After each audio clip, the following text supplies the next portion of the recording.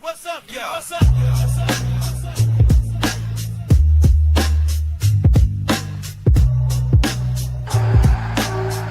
Yo. Check the mic, 1, 2. As he made the right move. North London is red true. He knew they snooze, they lose. Gunners we cruise, no more blues. Spurs fans mad, use tissues.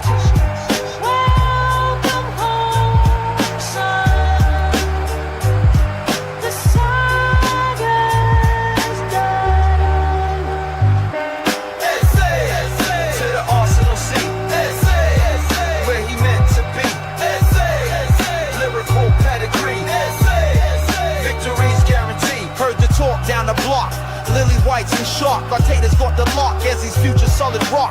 Still so hot, tick-tock. Defense can't stop, they drop. Internal rhymes, no time for second guesses. Climb to the top in your prime, leave the doubters behind. To the Arsenal seat, where he meant to be. Lyrical pedigree, victories guaranteed. It's got nothing to do with Tottenham Arsenal. It's Daniel Levy. He's done it again. He's done it again. You know, he's broken my heart. It's, you know, I'm sitting here as a Spurs fan. I'm sitting there updating my, you know, newsfeed constantly, waiting for the Eze. Here we go. And here we go. Here we go to Arsenal. Just a bunch of clowns, mate. That's the problem. Hey, welcome. Welcome to Sunday night at the Adams Arms. Welcome to your hostelry for the hopeful, a place where football is still fun. Do you know what? If you wanted proof that there are agendas in football, if you wanted to be certain of it, then think about it this way. Think about the fact that yesterday, before our first home game of the season, with the stadium full and buzzing, looking forward to see all the new signings, and then another signing is unveiled, and arguably the most joyous. Our young Eze, who faced the disappointment of not achieving his dreams as a young boy of playing for the club that he adored. Not cast out to the wilderness, but having to forge a completely different path. It is such a treacherous path to be a footballer at any level. To dream of playing at a place like the Emirates in front of the Arsenal faithful. His mother made a prayer on that day that he would return. And yesterday, there is some magic in football, isn't there? Where he comes out and the way that you saw in the video I played and just soaks in that moment. Can you imagine what it must be like to be him at that moment? And then we go on, and our team, who, let's face it, didn't play particularly well against Manchester United last weekend, but still came away with 3 points. And we endured a week of being told we don't play well and that we're never going to win anything like this. It's been a good week. Gyökeres gets off the mark. Step up and take the penalty with such confidence, but it is going to take time for him to understand and for the players also he's playing with to know when and how to put the ball in for him. He basically was asked about that celebration, and it was all the people who said he'd spent more time touching his hair than the ball against Manchester United. Well, he got off the mark, got off and running. I honestly thought it was going to take him longer because he hasn't trained that much. And, you know, we had this with Bergkamp. Really good players sometimes don't score in their first home game, but he did. And it was a cracker, not from a set piece, but from open play. Released down the left, cut inside, goes past two and slots it inside left near post. Beautifully taken. And then 5 goals go in, but the 5th of which is a penalty won by... The only phrase you can use for Max Dowman is wonder kid. He is a wonder kid. 15 years old. 15 years old. He's a boy. 15-year-olds don't often play in the under-18s. And he took 30 minutes. It's a hell of a performance, a hell of a pre-season, and a lot to be really, really happy with. 2 goals from Timber, who we all rated last season. Arguably our player of the season last season. And how on earth he scored a header surrounded by all those Leeds United giants. Saka with a right-footed goal. And all last week I was hearing people saying, oh, he's ruined him. He's never going to be the same player again. Well, no one told Saka. So 5-0, top of the league. Still haven't conceded a goal in the first 2 games. Look, I know it's only game week 2. Don't normally look at leagues at game week 2. But I think it was such a convincing home performance against the Leeds side. I don't necessarily think we'll go down. And I just also want to say to Ryan from Mr. Arsenal Podcast, thank you so much for having me on. Tom and I were on there with Gary and Ryan himself and Glenn. Really enjoyed it. Utterly enjoyable. Had a really great day. And then back in my mind, I was thinking, there surely cannot be any Arsenal fans who are still pissed off about this. But there are just fans who have agendas. There are fans who, listen, what more could have gone right? And they will come this morning, they were saying, yeah, well, Saka's injured. He's injured himself. That's Arteta's fault. He had a bad hamstring. It is the different hamstring, by the way. And this evening, the news that actually it's not as bad as we'd first feared. Probably still be a couple of weeks, but we have cover now. Madueke didn't look that terrible.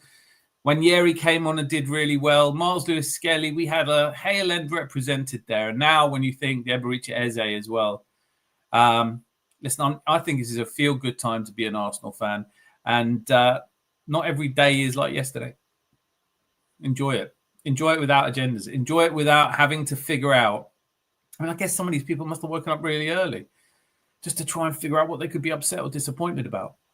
I heard somebody saying, it's just papering over the cracks. What are you talking about? When has 5-0 home victory where your new striker scored, your 15-year-old won a penalty late in the dying minutes of the game? When's that ever been papering over the cracks? A summer of £260 million worth of transfers coming in. I think we can agree that's a good transfer window. The British Premier League broke the 2.5 billion mark for its transfers, and we represented with 10% of it. I want to hear from you. I'm just going to come out and say it. That's what I wanted. I wanted to see Leeds United beaten. None of us predicted 5-0. I mean, funnily enough, when I went on the live stream, Glenn said, that's a hell of a hat. I don't know if they don't have hats in America. I know they do. But he said that, and I said, it's my lucky hat. And I think we're going to win 5-0. Well, I actually thought we were going to win 3-0, but you've got to bravadura. You've got to be, you've got to stick your chin out a little bit when you're doing live stream. And I'm learning as I go, but I know that much. And we did win 5-0, but I wouldn't really claim that as a prediction. I just said it. In my thoughts in trying to sum up this game, first of all, I did want to say Mr. Tom was outstanding company and an excellent guest. But this is kind of what I think best represents what happened to Leeds yesterday.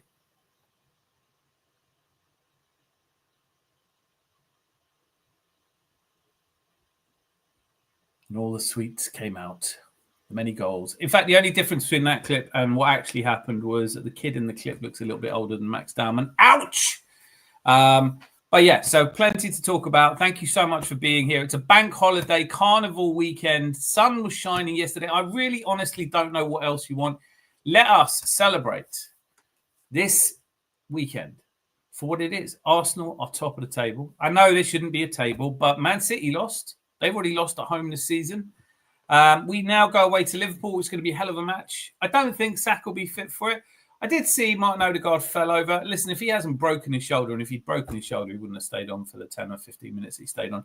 If he's got some sort of shoulder injury, maybe he won't play. But look, we have alternatives now. We have a squad. We finally have squad depth. It was sad seeing Kai Havertz on the edge there. I still don't know how long he's out for. I was worried when Bukayo Saka pulled up with a hamstring because the last thing you want is him out for another 4 months. You want to settle him in. But this isn't like last season. When players go out this season, we will have some backup. Anyway, listen, I've been talking long enough. You've been brilliant. Look at this. So many comments. I probably won't get to all of them. Kermit's middle finger is hi, Dan, and Ribbit. Hi to yourself. Nothing much. Formerly known as Idris Adam. Hopefully soon to once again be known as Idris Adam. It gets confusing. Says hi. How are you doing today? I was first in. Yes, you were. You have been incredibly regularly the first one in. I massively love that. Competition. Hi, everyone. You are legend. Did you see the video with Ian Wright? I did. And I do want to talk about that as well. I thought the interview... Look, talk about... They said Goosebumps. We were promised Goosebumps this transfer window. If that doesn't give you Goosebumps...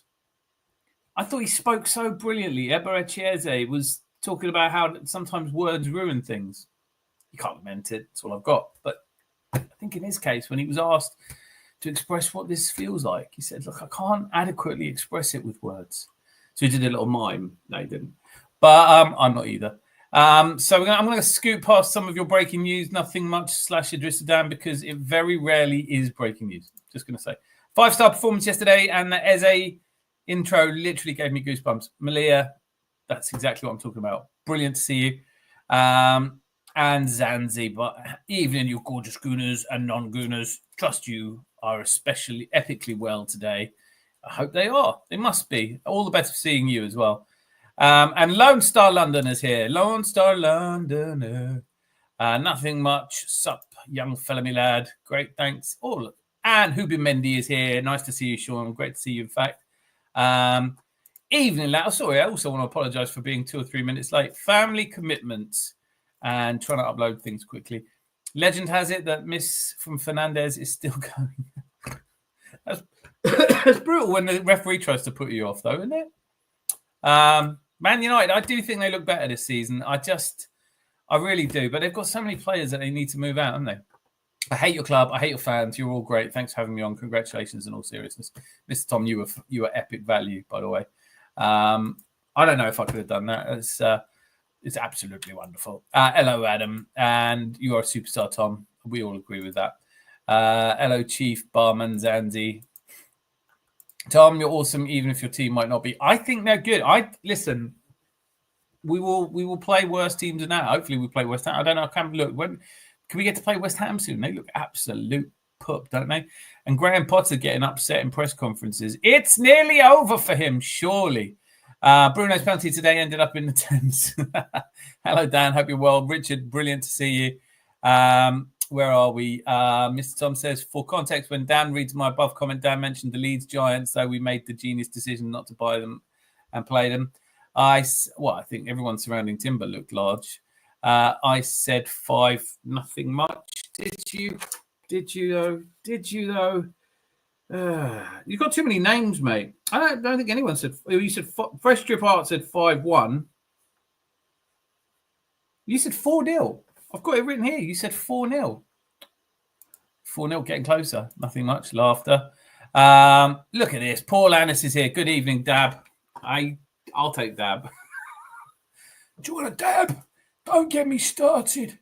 I do enjoy the Leeds Pinata. That came to me this morning, and I thought, if you're getting beaten like that, that's what it felt like. It felt like a greedy kid at his birthday party with a Leeds Pinata. Notting Hill carving. I think you meant carnival, but I'll take that too. Predicted 4, we hit 5. I blame Arteta. I know. This manager.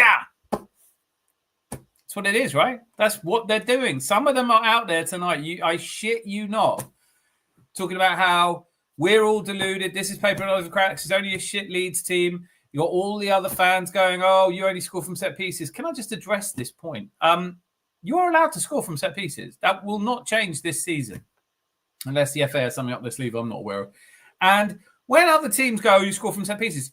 We score from any situation you can. It's like when people used to complain to me when I played poker if I beat them with a really shit hand. I said, I'll play aces if I get dealt them. I just don't get dealt them. In this situation, we got a corner. Seems a bit rude not to fling it into the area or onto Timber's head. You've got plenty of big lads around him. Maybe one of you could put your nut on it. I don't know. He took it well, though. Oh, it was a relief because let's be honest, that games hinge on decisions like that. Not decisions, but actions like that. Because that goal doesn't go in. It could have been a very tight. It was a really first. I know Mr. Tom was celebrating the first 30 minutes. Good evening, Paul. Another dab. Tonight's dress code is zebra crossing. Congrats, Dan. You nailed it. That's not one of your better put downs. I'm just putting it out there. But Rosie, I'm always delighted to see you. The moderatrix, the number one moderator.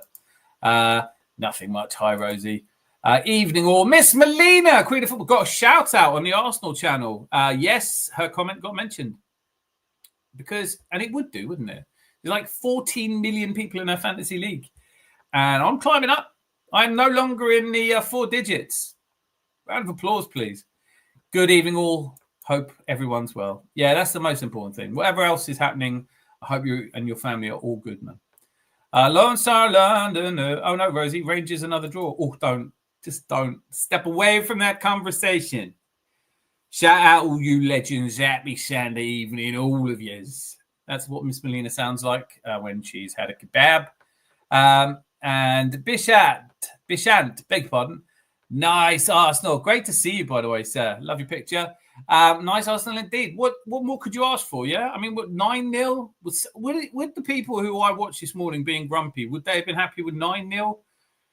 You know, you've got an agenda. When whatever happens on the pitch, your first go-to comment is, "This manager's shit. This manager is shit." Well, you know what? I don't think I'm on the same agenda. I'm not in or out. I'm not shaking it all about. I'm just saying, if the manager has attracted the types of players that we were all celebrating yesterday, and Madueke got a lot of shit. I thought he played all right.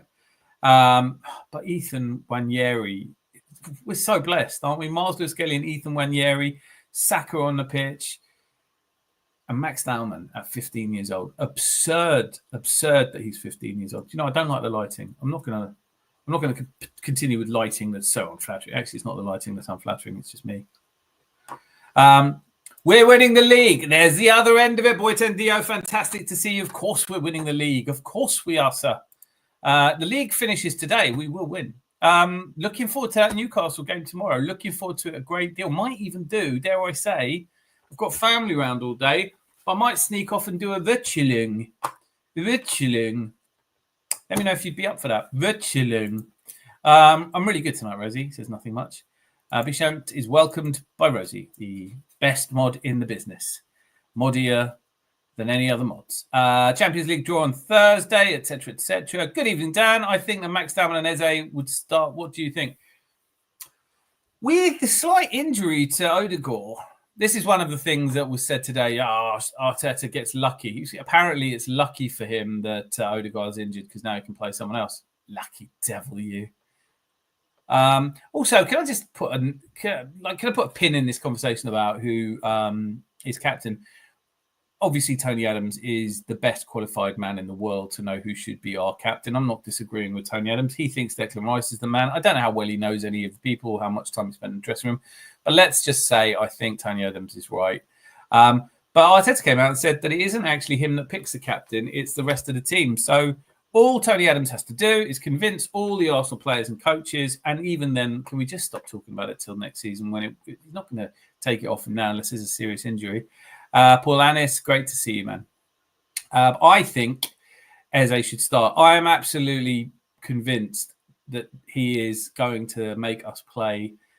I just love him. Do you know what? Is it always about football? Sometimes it's just the player in it. Sometimes you just like watching the player. It's not all about XG. It's not about GA, but he does deliver those. He does get into the area. He does something special. He is entertaining. And you could see how much it meant to him. I am so thrilled with our transfer window with so many people. You know, Gyökeres dumps his girlfriend, gets his agent to waive his fee just because I'm going to Arsenal. I want to go to Arsenal. Norgård was crying when his son came out in a shirt. Madueke left the World Club Cup to come. And then Eze, who is heart and soul a Gooner, and he is one of our own, and he's back. And let's face it, you know, I'd say, in my humble opinion, second half of the Premier League season last season, he was the best player in the Premier League. So, got just nothing but love for Eberici Eze. And I, you know what? I think I'd start with him. Yes, long-winded answer to a great question. Already my favourite question of the night so far. Good evening, Zanzi. How's it going? Oh, Naif! We can hear him crying at the lane. Eberici, he scores again. One chat with Mick Arteta. He said, "Wow, fuck off, Tottenham. I'm a Gooner now." And 5. Thank you so much, Naif. Oh, I love it. That mate keeps the lights on. You know that. That's what that does. And beautiful sentiments. I love it. How buzzing are you? Are you feeling it? So where are we now? Have I got through this? A lot. Listen, you guys have been absolutely brilliant. It's early hype in it. Manager Arteta ruins Arsenal season as always. All right.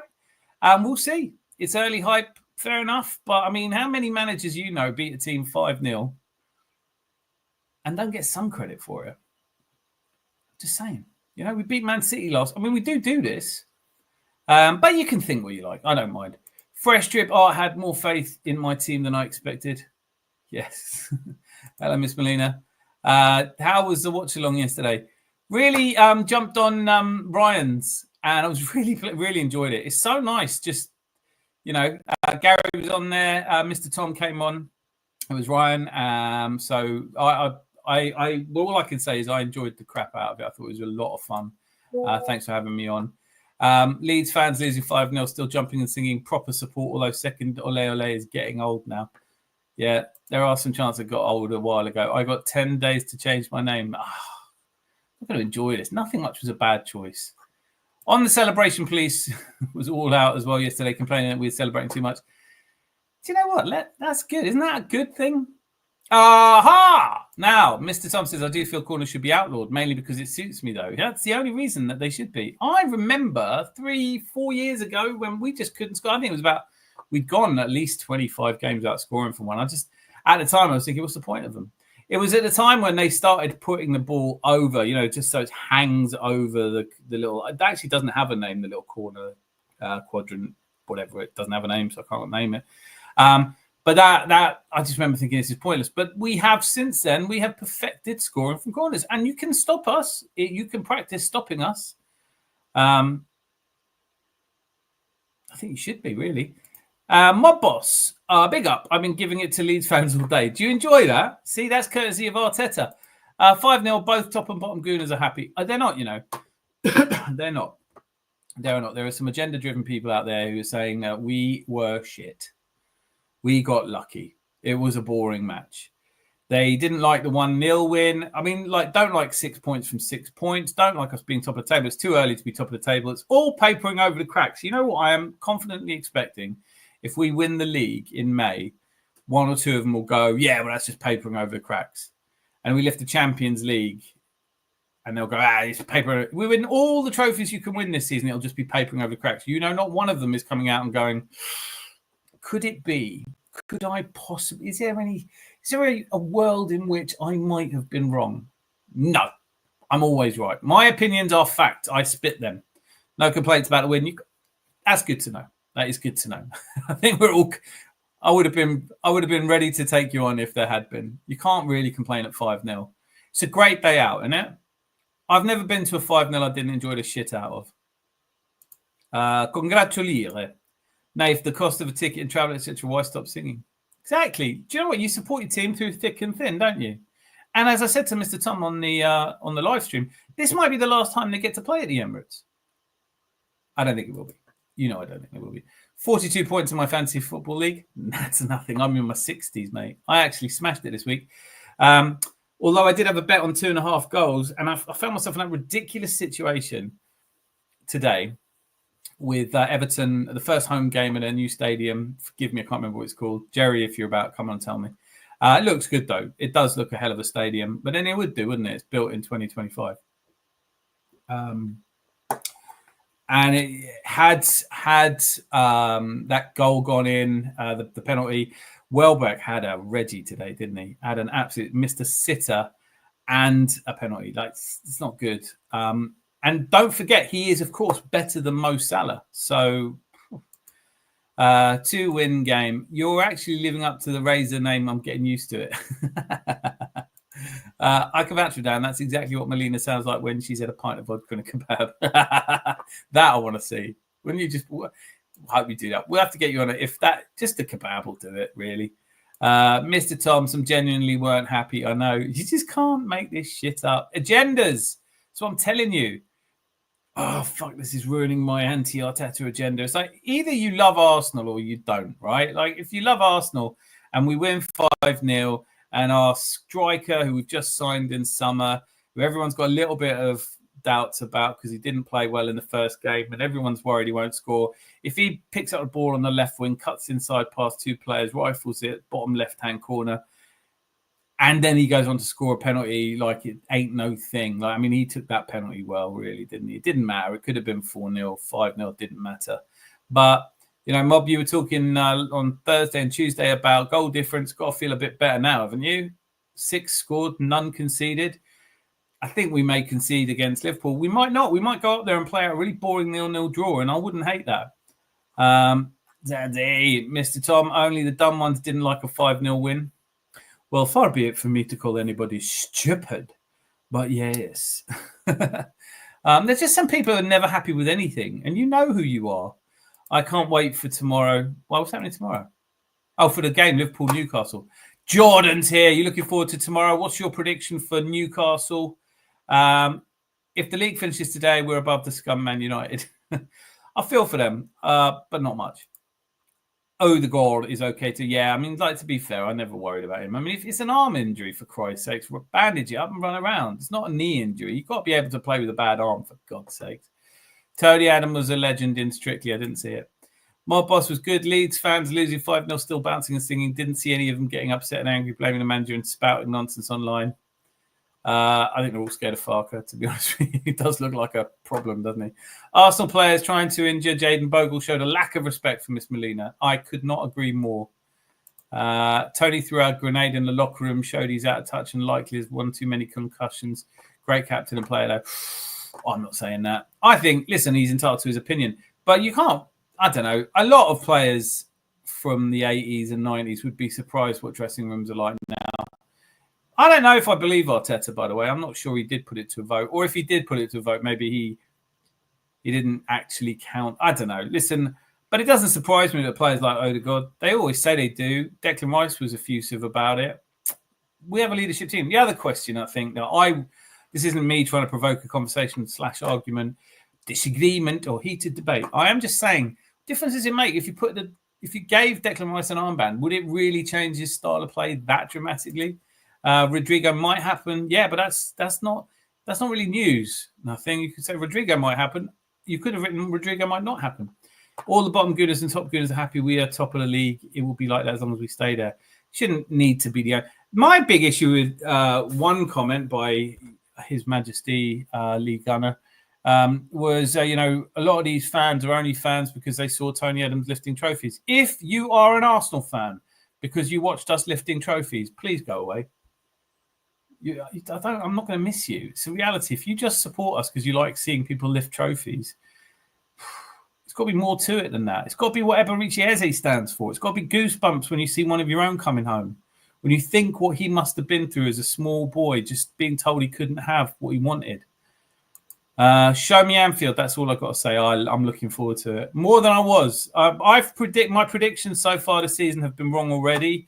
I had us drawing at Old Trafford. I did think we'd win against Leeds. So we're 6 points from my running total estimate of 4. Liverpool obviously play tomorrow. It's a tough game for them away to Newcastle, but they usually do all right there. So I've predicted that they're going to win. But if they don't, game's going to be arguably more important for them. And they've lost Frimpong. And I really don't know who they're going to play instead. So it'd be really interesting to see who they play tomorrow. Might do a watch along. Let me know if you'd be up for it. Did you see Eze wear a Tottenham jumper? No, I didn't. I think the question is not whether Eze starts, but where he plays, especially if Odegaard is out. I think the left. I mean, that was the other thing about Ian Wright asking him. And my missus sat next to me going, where is he going to play? And I was like, well, no one knows, but I would guess the left. I would have to guess the left. But if Bakayo's out, I don't know. Let's just see. There have been changes this season. You have to change, don't you? He must often change who would remain happy, constant in happiness and wisdom.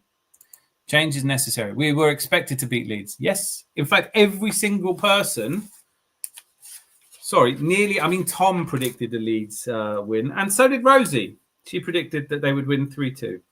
Everybody else is 4-1, 3-1, 4-0, 4-0, 4-0, 3-1, 2-0. Sorry, 2-1 BX Gunner. Paul was 3-1. Fresh Drip was 5-1. Nath, you said 3-0. So did I. So did Kermit's middle finger. So did Malia. So did Nate. Oh, I've done you twice. I knew there was a reason there were 20 instead of not. That's annoying. You're in there twice. You got points twice in my league table. Mr. Tom was wrong, of course, as already said. Miss Molina said 4-0. Arguably 4-0 is the closest anybody came.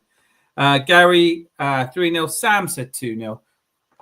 I would have been happy with 3-0. Right, I'm considering banning the phrases top and bottom gooners. Thoughts? You know what? People are still going to come in and say it. But can we all just agree with Rosie that we're not going to call anybody anything? Like, we're all gooners at the Adams Arms, all right? I'll set up some yellow card system. Don't start chucking them out too early because, we've got to sell them some beer. Oh, by the way, I know you're here, but if you want to be here with me, You are here with me. Then, of course, here's the link. I'm trying to get it so that there's the same link every time, but I don't know. Not a technical person. Our season doesn't hinge on beating Arsenal. That's why only idiot Leeds fans would be upset. I wonder if you have any idiot Leeds fans. Head scratching. Not like Pep Guardiola's head scratching, where he might have to go to ER. Why did I say ER? I meant A&E. Oh, it's because we've got a multicultural fan base. Arsenal forever, exactly, and longer. It's our fan base, Rosie. How else can we describe our fan base? Just describe it as a fan base. Listen, my conclusion I reached today, and I think some of the more intelligent among you reached it a lot sooner than me, was I don't enjoy the agendas. People who have the same thing they want to say no matter what happens. I'm not watching them anymore. There are lots of brilliant channels with fantastic debates, loads of banter. I really enjoyed the watch along. I don't have to go to places I don't enjoy it. I feel like I've always thought that if I go and check some of these sites out, I can hear what they're saying. Maybe they'll say something that changes my opinion. But today it was like, what are you saying? You're saying Arteta's shit. Honestly, it's just, you've said it. Can't you talk about this match? If you're just going to say the same thing every time, you might as well put up a recording. Transfer windows. Yes, transfer windows next week. You've gone a bit Earth Vader, haven't you? Yes, it does. It's Monday at 7, and there will be a live watch along. I wish it was later because I finished work and doing it straight away. It'll only be an hour. We're not bringing anyone in the transfer deadline day, but it's a great time to celebrate. Sunday night, of course, and Monday night. No, I mentioned it. Never put my foot down on it. Yeah, exactly. I would play as in 10 if Odegaard is out, and I think I can't imagine he will be really. She fell on his shoulder. Not in a derogatory way. Rosie, Half Valley, hope you're well. Half Volley. Sorry, my bad. I have a solution to the corners. How about just don't concede a corner? Then we won't score. Can you imagine how desperate teams should be now to not concede a corner? Like giving away free kick. What are you going to do? We're good at set pieces. Everyone's allowed to be, no? I probably couldn't stop Arsenal scoring a corner, partly because I'm not a professional footballer, but mainly because I can't walk. These are both disadvantages. I think we can all agree on that. Did you see the Eze video? Need Martinelli's pace at Anfield. I think it's a good shout. I think we'll get into that in a little bit. Zanzi's here. He's coming on in a moment. I was listening to a random old stream before I stumbled across the arms. Honestly, I kept cracking up. Pure golden entertainment with Luca on. What, on this? No. He was so... I tried like 4 times with him. I mean, you know what? My tolerance for hearing the same shit over and over again out the window. You have to have a bit of charisma. Did you ask me a question, Dan? No, I don't think so. Might have. No, not on purpose. I was listening. No, I don't think so. How are you? Maybe.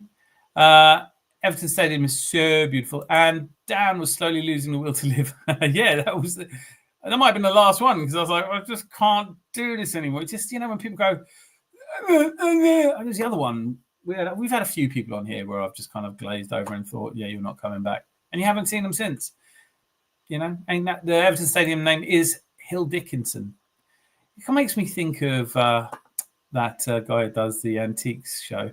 David Dickinson. Yes, this was 7-8 months ago. Pure gold. Yeah, that's the one. Kenny Ken, of all people, I've got a problem with. He keeps blaming Arteta for Saka's injury. This is the one that they were talking about. They were saying, he's injured his hamstring again. It's the other hamstring. I mean, like, all the people saying, he's ended his career as shit. Did you see the goal he scored? He's all right still, isn't he? He's all right. And then he gets people do get injured. Rodri got injured. I didn't see people jumping up and down and telling Pep he was an idiot. I think we're getting too many injuries. I do think like Norgard is taking a piss a little bit. It's like almost a rite of passage. Come to Arsenal, get an injury. Social joins. There's a red card tomorrow, surely. Yes. It's gonna be tasty. I think I'm doing a watch along, even if you don't want me to. I'm doing one. Harry Hill, David Dickinson Stadium. Chris Nix. Where's my hello lovelies? Did you do it? I missed it. Silly old me. I reckon Liverpool will win 1-2. It'll be a close match. I think it's gonna be a draw. 2-2. No, actually, I have no idea. I have no idea tomorrow's game. I'm gonna use this. I'm gonna get Zandy on because he's been polite and waiting. Zandy. Yeah, hang on. Yeah, Daniel. Yeah. You thought Eze was coming to you? Wanker. Sorry. You know he's on our side, don't you? Don't upset him. Dr. Level. Nothing much. Definitely got that German stadium vibe to me. How about the BBC showing Bayern Munich? I have to say, for all the time I've never seen Javi Simmons have a worse game than he did on Friday night on the BBC. William Holmes, Spurs having a meltdown. What a result for them, though. You've got to say, what is it with Spurs? Good to see you, William. What is it with Spurs at City? Did you watch the game, Zanzi? Spurs? It's Tottenham. No. Why would I want to watch Spurs? Because they beat City, and we need them to beat City. Oh, yeah. But there again, I'd like to see Tottenham losers also 6-1 after wasn't the other, wasn't it, really? Mr. Tom 28 did Arteta put it to a vote where the only person to make a vote's name was Mikel Arteta?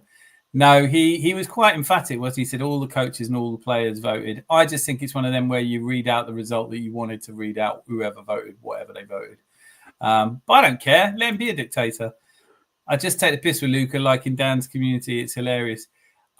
He's the only one. I don't want him back. Like I've just had enough. Take my name out your mouth. He was linking me to everything, spamming me with everything. All he cares about is likes, and I'm not giving him any. Rodrigo next. Oh, William. Would that be Zanzi? Be honest, do you need another signing, or can we call it there? Because the excitement's getting too much for me now. I still think we need someone on the left, and Madueke is not that person, because I thought Madueke was coming in as a cover for Saka because he always plays on the right normally. Yes, but he can play on the left, and he spent. I know he can play on the left, but that being said, this is what I mean. He transitioned towards the end of the season with Chelsea to being on the left. I think it's so. A lot of the people making that, people who say, "Oh, Havertz came in to play midfield." It's like, I think when you listen to Arteta, and if anyone wants to criticize Arteta, they should at least sometimes listen to him, right? And he said, "Look, we sign players. We have lots of different positions," and he does routinely seem to be signing versatile players. So he mustn't necessarily have one idea in mind. But with Madueke, he does offer us cover on the right. It doesn't look great on the left yet. I don't think he lifts our game. We do have Martinelli and Trossard staying, and now we have Eberechi Eze, who can play on the left. I thought Madueke actually played really well when he came on. Yeah, didn't play badly. Going past the people at his left back. I'd still rather have Rodrigo, like William says. Rodrigo next. I'd still have Rodrigo over, Madueke. Fresh trip up. I got 5 on it. Can we play you every week? Half volley, 1886. Oh, can I just say, just as an aside, we're getting really close to. I'm not doing like a milestone charge or anything, but we're on 1,878 subscribers. We're only 8 away. We're 8 away. I mean, I think we should give a prize to whoever is subscriber 1,886. No? Ooh. There has to be something. Take a screenshot. If you happen to be that, well, you're probably not watching this, but if it happens tonight, or if you're watching a repeat, or whatever, I'm just making a fuss of it when it happens. Can we just stay on that? Because 1886 subscribers, might just leave it at that. Just leave it at that. Massive elevations to the one and only Deluded Gooner, who on Friday night managed to get 70,000 subscribers while he was doing his show. And you could see how much it meant to him. I have no idea what that feels like, but I can imagine for the work he's put in 9 years, that's an incredible achievement. Well done. Imagine having so many subscribers, you couldn't fit them all in the Emirates. Yeah. Nath, some of the criticism is over the top. It's the second game. Thank you. I missed out.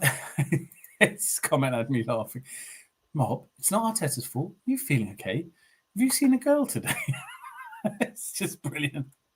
Some of the criticism is over the top. I think he's had one of Fresh Drip's cigarettes. Mob, I love to see you happy, man. I love it. Makes me happy. Football became incredibly shallow with the advent of social media. All these fans that want trophies basically admit that they need the validation of rivals. And that's what I mean. I don't really give a shit what rivals think of us. Boy Tendier, you put that so beautifully, by the way. I think that is exactly it. They do worry they get upset when they chomp on everything. Like if a rival fan says, "Oh, you only score from set pieces," I kind of go, "Yeah, I've noticed that." Oh, you haven't won a trophy in 5 years? Yeah, no, I'm aware of that. Yeah, that's right. And oh, you're never going to win anything. Well, nobody knows that, do they? Like that's not a fact. That's your opinion. You're entitled to it. Good for you. It's what we were talking about before the season kicked off about how dreadful our corners were in pre-season. And I was thinking then, well, maybe we're doing that because we don't want to give up our set pieces. I don't think we're that complicated set pieces. I mean, I'd say mark your man. I don't know. Listen, I'm no tactico, but if you notice with that first corner though, the one there Timber scored, about 3 or 4 of the Leeds players were still stood behind, and there's no Arsenal player behind them. And you're thinking, well, what are they still stood there for when the ball's not going to be coming there? You know what? Like one thing I have noticed is, actually, you know what? I think it will come. The one thing that's universal about our corners is that they are whipped in at exactly the right height to roughly the right place. You can practice penalties, you can practice corners. Just don't give us any corners. Mob, don't lie to me that Bird you've been messaging came through, didn't she? I love it. I absolutely love it. Breaking, according to Build Information, Chelsea and Arsenal are showing concrete interest in Piero Hincapié. I don't think so. Not to dismiss that out of hand, but yeah, no. Always appreciated, Rosie. Thank you. Watch the stream back from the other night. You sound exactly like I thought you would, Fresh. It didn't sound like I thought you would. I hoped you'd have the remnants of an Austrian accent, but it isn't there. It was brilliant to have you on the other night. Major breaking, Tottenham bid worth 70 million for Nico. Stop it. We can do the transfers another night. We can hear him crying at the lane. Eberici scores again. One chat with Mika. Do you know what? Wasn't it brilliant? Like he was like all of them talk up Arteta, feel like his passion and feel his energy for that alone, right? Did you hear that story that supposedly Eze rang Arteta up and said, "No, am I coming to you or not?" Because Tottenham need to know. And Arteta was supposed to say, "Look, we've got a boardroom because of Havertz been injured. Just give us an hour." And then apparently someone phoned him back and said, "It's on. You're coming to us." Nah, don't buy any of that. Sorry, I'm not buying any of that. I don't think Eberici Eze is the kind of guy that phones up Mikel Arteta. He was really calm about it. He said, "Look, I got to a point where there's nothing more I could do. I wanted it really badly. I believed in it, but if it was to be, it was to be." Eze should have gone to Spurs, but during his unveiling, rip off his shirt to. You know what? Oh, would that have been the best? This is why they sing songs about you. Almost everything has something to do with Leeds United. Mr. Tom, that's my name. That name again is Mr. Tom. Love it. That would have been the best possible unveiling. But this was pretty good as well, wasn't it? Nathan, we salute you. Max Dowman is a force of nature. My God, isn't he? 15 years old. I can't really quite get over it. 15 years old. And, I was kind of so shocked about it. When he's tackled by someone, you think you're tackling a 15-year-old. It's just three penalties in 4 games he's got for us. He does that in the under 21s as well. Breaking. Look, stop breaking things. Stop breaking shit. We'll find out about Jacob Kivior in good time. No, there's no prizes for being the first on here. Mr. Tom, you good bro. The link generated to join stream is always random, so it's kind of impossible to get the same link. No, there is in StreamYard, there is a way that you can set it up so it's always in the same location. But I haven't managed to master that yet. I do have it set up called the Adams Arms. I am working on it. I just haven't put much effort into it at this point. But as soon as I can, then I can just going to have that as the regular call-in show, at least do one show a week where anyone can pop on. We very much have idiot Leeds fans. There are people who want Farke sacked. Yeah. Maybe if you could hack the Matrix. I am the Matrix. Right, fresh drip art. Jose's here. Greetings, everyone. Completely swamped at work. Thanks, Mel, for the reminder. Great to see you. Just wanted to be an X-Man, wanted reality warping powers. I think Max Dowman has those. Look at this. Getting the welcomes in. Worked 3 events this weekend. Lone Star, mad. You in church? Where are we? Let's go. So, lots of bank holiday weekend in the UK. Yeah, I can't tell you why. Just is. And I'm not complaining. I've been on trial for 4 years, if I'm being honest. That was one of my favourite things he said. Said every time he came to the Emirates with Palace, he used to look at the seat he used to sit in when he came with his brothers. And he's passed his audition, and he absolutely brilliant.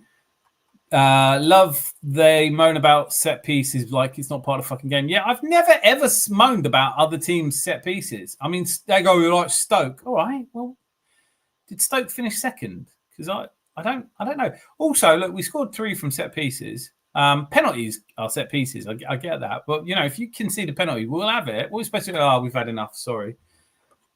They all count, don't they? Nice penalty there, wasn't it? Just a bit, yeah. Just a bit. Yeah. Lone Star, 2 out of 3 were quinceañeras. Oh, wow. Okay. That's when they turn 15, isn't it? I think I know that. I have a question for Gary. Why are you so smelly? Oh, there's love in the air. Robots, DJs, clowns, you name it. Brilliant stuff. Where is mouth guard? Mob, stop with the cringe names. Do better. Yeah, do better on that one, because that one's... I see someone called him side guard. I thought that's brilliant. You're brilliant. Imagine if you don't get in on half players, you can maybe spend as much time going on about other teams' players. Well, I genuinely think some of these people who come up with names for our players hate our players more than they hate like Man United players. And then at that point, you kind of think to yourself, I have an idea. If I really liked all the players of other teams and hated Arsenal, I wouldn't call myself an Arsenal fan. I said, hey, sweeties, and was ignored. Thought you were playing hard to get. Never with you, Chris. Never. I just missed it. There were lots. I mean, when I started going through them, there were 4. I still haven't caught up. I love you guys for the comments. That's why we're here, isn't it? The chat is the best in the bidnid. Paperwork and documentation are being completed in the next hours with James Justice. Shush. Pick players I've heard of, mate. Is the most overhyped pairing based off the game. Oh, Gary's here. 1 second, Gary will be through in a moment. Admittedly, his pairs a bit of spice from Swedish Elephant Room. I don't know. Liverpool, Newcastle's they've had some good games, mate. They have had some good games. That Keegan one where he was just over the hoardings. 4-3. Collymore scored. Mate, there's been some tasty games. Admittedly, not for about 30 years, but come on, man. I will catch on. Don't worry. One more player. You're welcome, Tom. Blah, blah, blah. Is Eze not going to make Martinelli and Trossard better when he plays at left centre mid? Make me better, definitely. I actually think Madueke will flourish on the left. I don't know. I'm holding back my opinion on Madueke because I wasn't that. I think people I respect liked him. Let's get Gary. Before we get Gary on, Zanzi, did you think Madueke? You said earlier you thought Madueke played well on the left. I thought he. I can't remember seeing Saka get past their left back, but Madueke, I can remember him doing it 2 or 3 times. It's game state, isn't it? Hello, Gary. How are you? All right, mate? You all right? I'm good. Dan. Hello, Zanzi. Squeezing that Sandy night. Everybody. Have you got work tomorrow? Yes, everybody in the chat. Hello. I do have work tomorrow. Yuck. That sucks. Yuck. Well, it's a bank holiday over here. Nice. I don't know what that means either. Yeah, nice for you. Everybody in the chat saying hello. Naif? Is that how you say it? Naif? Well, listen, if you're starting now, tonight, to worry about pronunciations, it could be a long night. Did Rosie say something about me smelling, or who said that? Nothing much. Oh, that was Mr. Tom. That was Mr. Tom. Mr. Tom about my smelling. He said he had a question for you. Why do you smell? This is the kind of highbrowian stuff that I come to expect from you. I think your smell is clean, Gary, which is what Tom can't understand. It's starting to feel a little personal now with Zandy weighing in there. I'm going to quickly go to Mob Boss saying BX Gunner 81, all he does is cross the ball and pass backwards. I don't know who we're talking about there now. I think we're stacked, but wouldn't mind another attacking player. I wouldn't mind Rodrigo coming in. I can't. Yeah, but I just don't think he will. And I think there's a certain point where Rodrigo could come in with 2 days left of the window, and I'd still be sitting there going, just one more. Just one more. Vinicius Jr. Zanzi, I need you on the left, lad, pouring my beer. It won't pour itself, son. I've turned the taps round, so you're on our side of the bar, so fuck off around the other side then. That's good for the profits. I know that you always have our profits in mind when you do things like that. It's fantastic, you know. Well, it's a pour and pay, so if they put money in it, they put money in. If they don't, too poor to pay, they pour and pay. Is that what you're saying? Yeah. I predicted 4-0 like Lone Star. Close enough, not close enough. Close enough is not close enough. Miss Molina, I'm disappointed in your standards. You have the very highest of standards. Hi, Miss Molina. No one got it right. Let's be honest. Great minds. Fools rarely differ. I'm unsubbing and resubbing. That could be the way. That could be the way. I just think 1886 a sub. Whoever it beats. I did this thing for 666 as well. I said, if you were 666, let me know and I'll send you nothing. I'll be 1800. No, you won't. I think I was Gary's 2000 sub, wasn't I? Yep. If I have, did I lose 1,800 of them since? Because that kind of sucks. Or was I your 200th sub or something like that? Maybe 200. Maybe 200. Yeah. For Saka, it could point to a grade 1 hamstring. Yeah, the news is that it's not as bad as everyone feared. But that was the only bad thing to come out of the match, wasn't it? That Saka was injured. And that's because Arteta is evil. Clearly. You should never have played him as a footballer. Yeah. Thank you, my boss. It's been great. Thank you. How about you? That will be me then, Dan. I'll wait until the last minute on sub, then sub again. But then again, I'll be too high and forget. No one's doing that. Donuts. Right. Burkina Faso Halt's Gate Foundation backed. Only Secretariat VAR left in that grandfather land, which must be inherited by uncle. Can we be sure that you belong here? No. You are gone. Put the user in a timeout. I like doing that. Wow. Landstar, we will look a different breed over the weekend, like they've turned up a level mentally and physically. We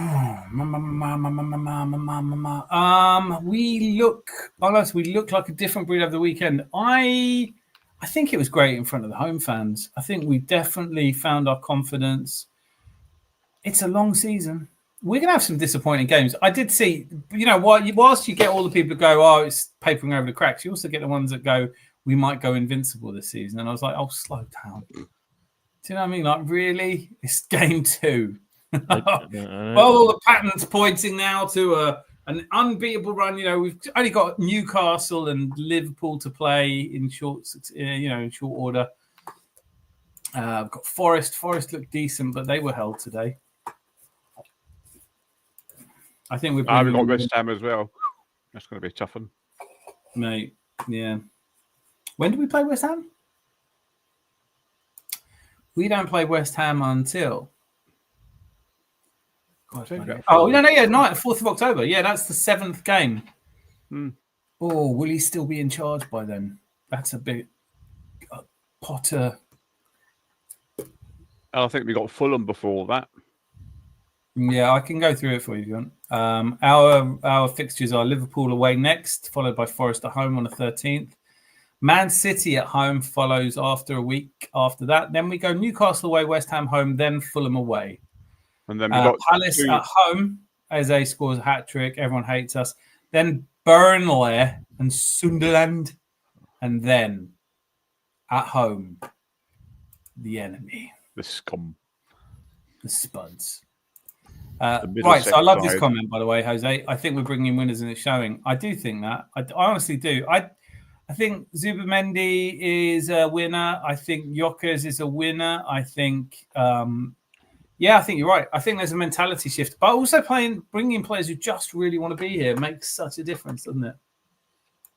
I'll tell you something. I always say this, but I just love seeing Saliba celebrate. I don't remember him celebrating. Did he celebrate on the weekend? Yeah. Every goal, he's up there hugging. Oh, really happy, and he's.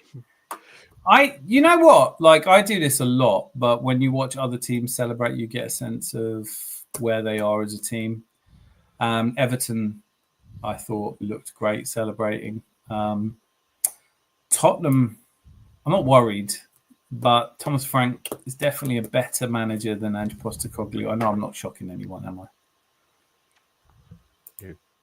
All we do at set pieces is screen defenders like it's an NBA set. Yeah, it does look like we've got offensive linemen out there sometimes. All the talk about blocking off.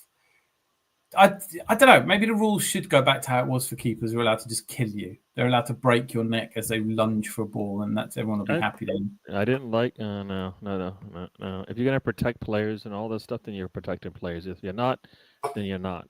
You got to make up your mind, right? There are ways you could do this. You could say only 3 offensive players and 3 defensive players are allowed. You could fundamentally change football forever, but why? Yeah. Ain't broke, don't fix it. It's always been like this. There have always been teams that are good at corners. Yeah. We had this when we had George Graham because they said, "Oh, this offside trap, we've got to change it." Arsenal are really good at it. Yeah, I don't get that one. It was working It's until like, after. that's like saying, I don't know, and I assume in rugby and in like basketball there are opportunities to score where there's nobody guarding you. You should just take those away because guess what? That's not competitive. Yeah. You're doing a try in rugby, right? They should I'll just just take say that to away. anyone who wants to change set pieces, I just go, what is it that's making you want to change them at this particular juncture? Is it something to do with the fact that you don't like Arsenal? Right. Well, I don't know if that's a good reason to change the rules. Yeah. I think we shouldn't be allowed to play in red and white, or you shouldn't be allowed to have fun, or I don't know. Just leave the game as it is, please. Enough changes now. I've always wondered: is it illegal for one of your players to sit on the shoulders of another player when the corner's coming in? Yes, it is. Yes, it is. What is that called? And it's also illegal to lift somebody up. Yeah, there are rules. So that's what it's called. Okay. All right. Yeah. Rice delivers beautiful corners. Yes, he does. Yeah. Amazon Prime. Yeah, I didn't. Somebody asked about the women's game. It wasn't visible, so I don't think anybody got to see it. But the women did lose. The juniors drew. I'm terrible. You know what? I'll watch Austrian Landesliga games. Yes, and that is a real thing, Gary. I'll watch Premier League games all of the time. 2 at a time if I can. I like watching the German games a lot, and they are now Mark Goldbridge's got them, and the BBC's got them, which is fantastic. They get to watch live German football on a Friday night. I have to say, massive shout out to my boys and my missus because they are so tolerant of me watching ridiculous amounts of football. So thank you to them. But I watch loads of football. I just don't seem to get around to the women's game, but I am making more of an effort. He also delivers beautiful corners to Tom Lone Star. That's beautiful. I mean, they're one of the better teams in England, so yeah. I mean, you should take a look. Well, they're the best team in Europe, aren't they? Yeah. Yep. Oh, yes, that's right. That is correct. So yeah, you should. I did see DG doing that when he was going. Well, we won the Europe Champions League, and his guest was like, "You want to know what?" And he went, "Yeah, women's game counts. Will counts, doesn't it? Should do. Does do when we've won it." Mm-hmm. I wish I lived on the Earth variant where Stroik's header actually went in. Because then it would have been 5-1, wouldn't it? And that would have been so much better for you, as opposed to being effectively what it was, which was. I do think maybe the solution was to blindfold 1 or 2 of our players. I know that Gyökeres essentially covers his mouth. Maybe the thing is to make him cover his eyes. I don't know. Would that have helped? I heard today that his goal was just terrible. Who, Gyökeres? Yep. That's what I heard today. I don't even think his penalty was terrible. All he did was drift in from the left, go past. I mean, if Thierry Henry can do it, anyone can do it. Oh, I just heard it was a terrible shot. I mean, how dare he? I don't even think he got a clean touch on it. Oh, no. I think he shinned it in. I think actually what happened is I tell you what though, in the first half where he missed that perfect chance. I felt him because he rushed it. Yeah. There was a point where I was thinking, please don't do this for 6 or 7 matches. I can't. We were talking about it. I was going like, he might not score for the first 7 matches. Everything is better now. Yeah, no. The only thing I'll say about that, where he missed it in the first half, is that none of our other players would have even touched the ball. Well, they wouldn't have been in the box. The ball would have just rolled through the entire area there, and a defender would have picked it up. So I think he will patience. Yeah. Don't be saints. Don't swear on this channel. Patience. I have to admit, if one of their defenders had picked it up, it would have been a penalty for us anyway. So no, because Gabriel got away with it against Bayern, and we're not allowed to forget that. That was funny though, when Thomas Tuchel's Bayern came to the Emirates, and Gabriel, for no reason anyone knows, just picked the ball up and then put it down and kicked it, and like Thomas Tuchel was like, "That should be a penalty." It's like, yeah, all right then, but it isn't. Just isn't. Sense has seen. No, you bloody. Oh, yes, I bloody do. But I'll be interesting to see who understands me when I do a live lol. I'll translate. I do speak a little bit of Scotch. I can speak Scotch. Eze rang up Arteta and said, "Please, for the love of God, save me." I might be going to Tottenham. You can always say no, though, can't you? Either way, it was cool, Rosie. North London forever. The stringing out of fouls just so Mikel or the physio can have a word and get messages across for players, bending more rules than the Catholic Church. Hello? The Catholic Church has been impugned. Fair enough. I don't know. Doesn't everyone do that? Like I'm starting to get the piss with Arne Slot a little bit, always berating fourth officials, like in that kind of smug way he does. Who's he going to play at right back? Someone tell me. Okay, so Max Dowman should start next week against Liverpool. I don't think so, really. I don't. I'm okay if he. 30 minutes is a long time at 15, isn't it? Like, let's not go crazy. Yeah, no, he doesn't. No, you know what? No. Just let whatever minutes they give him, it will be perfect. He'll be fine against Liverpool at Anfield. Can you imagine? He'll be fine. That'd be just. Yeah, no. I mean, he can play the way he is because because guess what? He's that talented, but he's not giving us 90 minutes. So none. And even if he could, no. No, I wouldn't. You know what I mean? Can you imagine what would happen as well? He gets injured and everyone's like, "You let him, will never be the same again." Jose's written, "Can I just say anyone complaining about anything from that match other than our injuries is just chatting nonsense?" I 100% agree. I genuinely, and that's why I've made the decision. I'm not going on some of these. I didn't. No, sorry. I didn't like it when they let that Eze guy just walk out and then walk back in.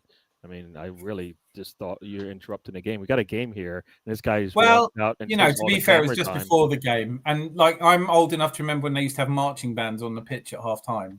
Like, I shit you not. When you see clips from the 70s and they're looking like they're playing in a mud bath. Yeah, they just had a marching band on the pitch. It's like, what are we doing? And no one likes marching bands anyway, so fucking stop it. Salvation Army band would come on and anyway. But yeah, listen, I watched a couple of. I've been doing this as research. I've been going, you know what? Like, I want to see what everyone's saying. Plus, I've had a few mentions on some of these shows, and I chomped. So I've been watching. I've been trying to understand. Like, I literally said to the missus this morning, so I'm going to watch some of these channels, but I can't see how anyone's going to be upset tonight or this morning about last night.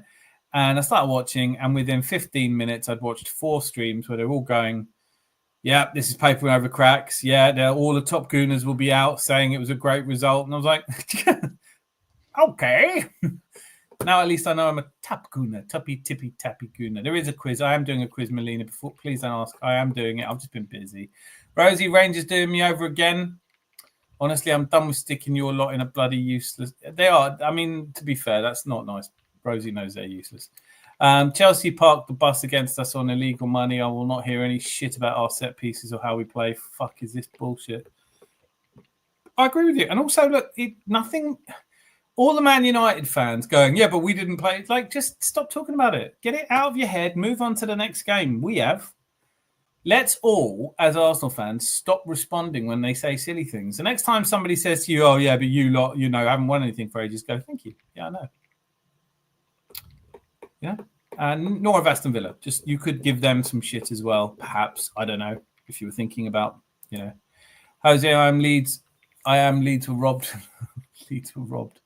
They were. You're right. We held them down and took everything out of their pockets. I wouldn't back Rangers for a while, Nate. So hit and miss mostly. I don't know if he's going to make it. Is he your new manager? And I've got Russell. What's his name? Russell Martin. Martin Russell. I always forget names. I call Zinny Wurzel Gummidge, but as you know, I tug some crazy shit. That is some crazy shit. Rose in eyes. I've learned my lessons. Not that I'd won anyway. Did you hear that Bruno penalty today? Did you hear about the Bruno? I saw it. I saw the ref inexplicably put him off, and he was bitching about it before. And I don't think he should, but you just don't normally see that. I don't suppose anyone likes Man United. He said he missed it. He said that had nothing to do with why I missed it when they did the interview after the game. No, I don't. Listen, no one would care if he said I missed it because a referee touched me a minute beforehand. It would have made no sense. But was he in the right headspace? I don't know. He's usually good at corners. He was in my fantasy league team today, so that was a bit of a pisser. But all good. Madueke is good. Jury's still out for me. I mean, I think he's good. When you guys were talking about him, the one thing I will say is, and I think I said it on the show, it just looks different. So whatever he's doing, he's not like lighting the world on fire. We're not like, damn, we're going to get goals from there, but it looked different. And I think just the way he plays is a little bit different than Martinelli. So I feel like, you know what, maybe different is good in that sense. So, variation. I mean, one of the criticisms I think we justifiably have criticisms over Arteta has been everything's very samey. Madueke is a bit different. Yokkers is a bit different. Eze is sure as shit going to be different. Having a 15-year-old on there that looks every bit as good as everyone else is different. I liked it, as I liked a lot of what I saw. The strong English core will come through for us. The force is strong within. I like it. Great comments from you. I think there is. Whether it's, I don't mind where anyone comes from, but I think it's just the love of Arsenal. And you typically didn't used to get that from players abroad, really. I think it's changed now. But yeah, I think Declan Rice, Saka, Eze, we've got some great, I mean, Zubimendi looked tidy to me. And then I just think I really like this guy. I just really like, I mean, he touches the ball a lot. He takes the ball a lot. He distributes it incredibly well. It's unfussy. I'm certain that he's an improvement on the other fella that left. Gary not got to brag enough. I feel sorry for Russell Martin. That's who it is. Football is hard enough without the language barrier. That's true. God, how far behind am I? Shit, 20 minutes. Well, I'm rustling through these, so hang on. Might miss out some of them where they're just talking to each other. If I've missed one, just write it again. That'd be the thing to do. Mr. Tom, championship again. Ole Ole, championship again. Oh, don't you dare. We have a squad full of X Factors. I like it. Are you doing the Champions League draw on Thursday morning? Probably not. Well, it depends. What time is it? 10:30? Not inconceivable, but I don't think so. I would say that Tom think that's an understatement, right? Blah blah blah blah blah blah blah blah blah blah blah blah. If our players are oozing confidence, our rivals had better beware. Exactly. They first, Tom. We seem to have good team chemistry. I like all the. Yeah, this is how I feel. In rugby, scoring a try only used to give you an opportunity to kick at poles, and scoring the kick was the only way to score. It's a silly game. Sorry, just it's a silly game. Big Vic. He's saying Big Vic. Yorkers. Nothing much with a load of. I don't know why you put that on there. Don't do that. If there was a signing I wanted more than anything, it was Eze. That's the same with me. I am so chuffed. I actually watched his interview and did literally get goosebumps. Has anyone watched the La Liga game of the week coverage on Disney Plus? No.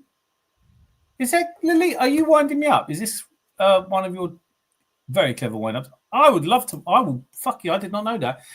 Get ready, family. I'm not going to be around even more. The Glock was locked and loaded. I just love that his goal wasn't a floppy goal. It wasn't a silly goal. It was a well taken, well crafted off the left.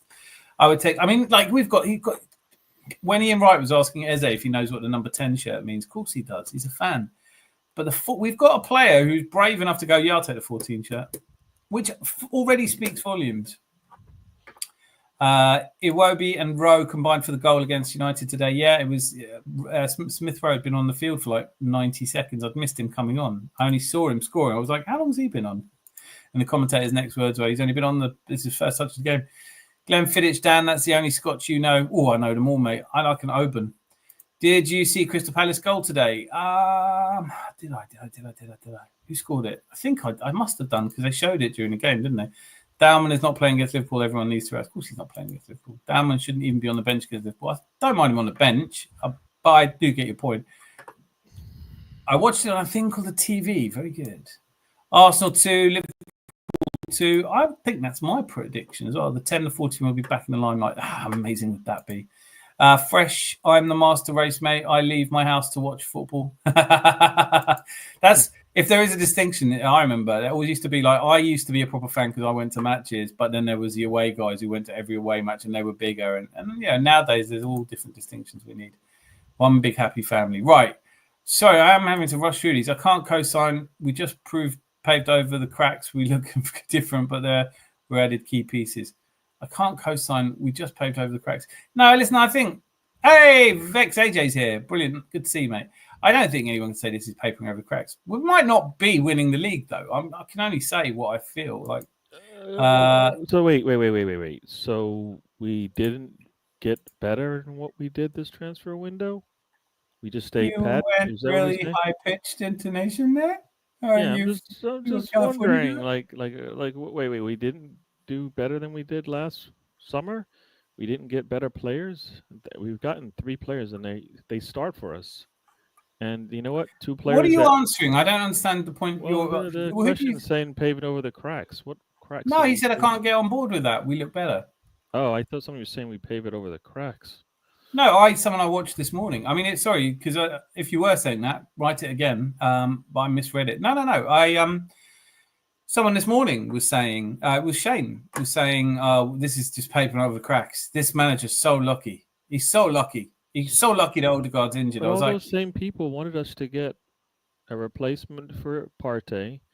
The same people saying that Odegaard's shit are saying that now that we've signed Eze, Arteta would. Basically every week starts with them saying there's no way he's gonna play Kai Havertz up front, and then Kai Havertz got injured and goes, oh, he's so lucky that Kai Havertz is injured because he was going to start him against Leeds, and then so he started Gyökeres.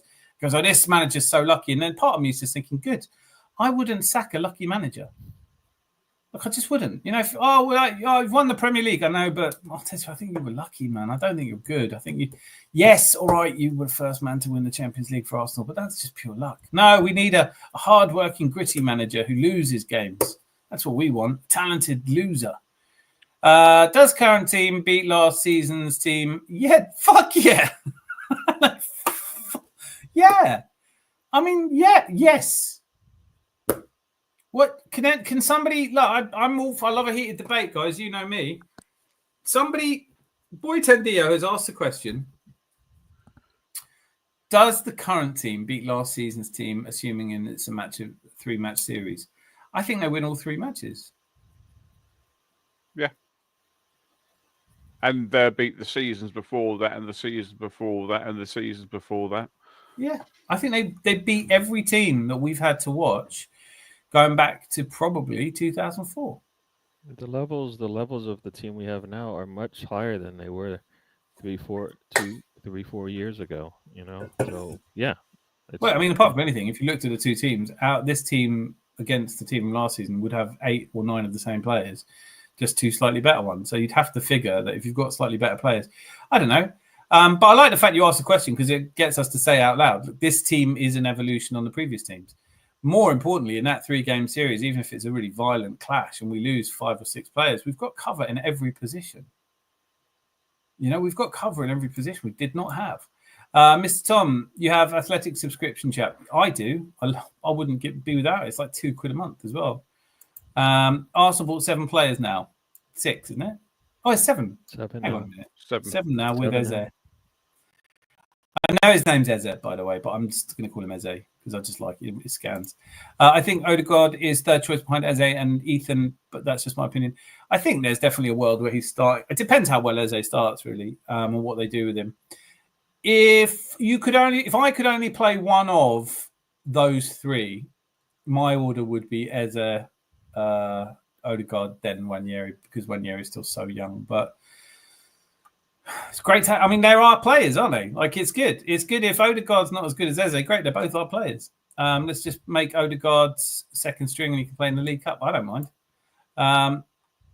I do think Odegaard's looked better at the start of this season. I was ashamed for him to come off when he did because he looked good against Man United. It just wasn't working. Yeah, I was hoping to see him, kind of just improve a little bit from his previous game. And if he did, that meant good things for those attackers. That meant good things for, Eucharist. That made good things for, the press was going to look even better. Our press isn't going to look the same without him for sure. But yeah, no. I think he had. I mean, listen, it's hard to judge someone on 40 minutes, but I thought he looked good in that 40 minutes. I think it's fair to say that Ethan Nwaneri looked about as good as him. And Ethan Nwaneri is in the team, so we've got options. I don't know who I start against Liverpool. We get a week to decide that, but I definitely am not starting Dalman. Just to really put that to bed. As he starts for me, he just took a week off from football, so that's one spot filled. Put him wherever you need to, depending on what spots you decide to go with. But Madueke starts, so then you need either a left or right wing, depending on how you're going, and you still have Martinelli and Trossard. So I don't think it's really a decision that's too difficult to make. I'd be surprised if Madueke starts away to Liverpool. I don't know why. Why not? I just think, actually, no, because Saka's out. I would probably, I probably would start him on the right. Then, I just think Trossard either coming off the bench or Martinelli on I think you got to pick one of the two. I mean, we for some reason Trossard scores a hat trick. We bring him over to our team, and we don't want to play him in a Liverpool match for some reason. It's like what's going on? He's in a better squad. He has played well against them. How about we let him play? Yeah, we'll see. Like I said, lots of time to look at it, break it down. I have a good feeling about Rodrigo to Arsenal on the last day of the window. You can have all the feelings you want. I don't know if that's going to do it, though. Come on, someone's got to have an argument for last season's team to win, not with how much glaze certain players from last season's team get. But last season's team is this season's team, but without so many of the seven new additions. It's all right. Mosquera's not playing, and Kepa's not playing, and Norgod's not playing. But Madueke's played some games. Yoke scored 2 goals. Eze is the player we all desperately wanted. Zubimendi for me starts over last season's defensive midfielder and Jorginho all day long. I either one works for me. I just like because of what we got last year. I don't think we're gonna. It's not gonna. It might be a little bit better in certain aspects and a little bit better in other aspects. So take your pick. What you're looking for. I mean, I'm looking for Zubimendi. I think he's brilliant. Yeah. No, I get you. I'm just saying, like what we've been looking for out of our previous, Senate CDM, we were getting, just last year. So I don't think we didn't need to improve that. Really, we didn't.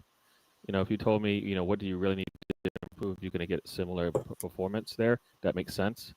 But in reality, it's nice to get Zubimendi in. He's a little bit younger, right? No, I think I can fully disagree with that. I think we're not going to agree on that one because for me, and I tell you the reason why is because for me, our attack was more important than the defense. That was a solid defense last year. So I don't think this is all about attack or defense. I think this is about how you transition the ball from one to the other. I think it's for the attack for me, and the attack for me. I think Thomas Partey is a horseshoe type passing footballer that I think was solid and gave us back for cover. And I think Zubimendi is a more progressive player and one that looks more comfortable on the ball and one that the other players are passing through a lot more and one who touches the ball a lot more and influences the game more.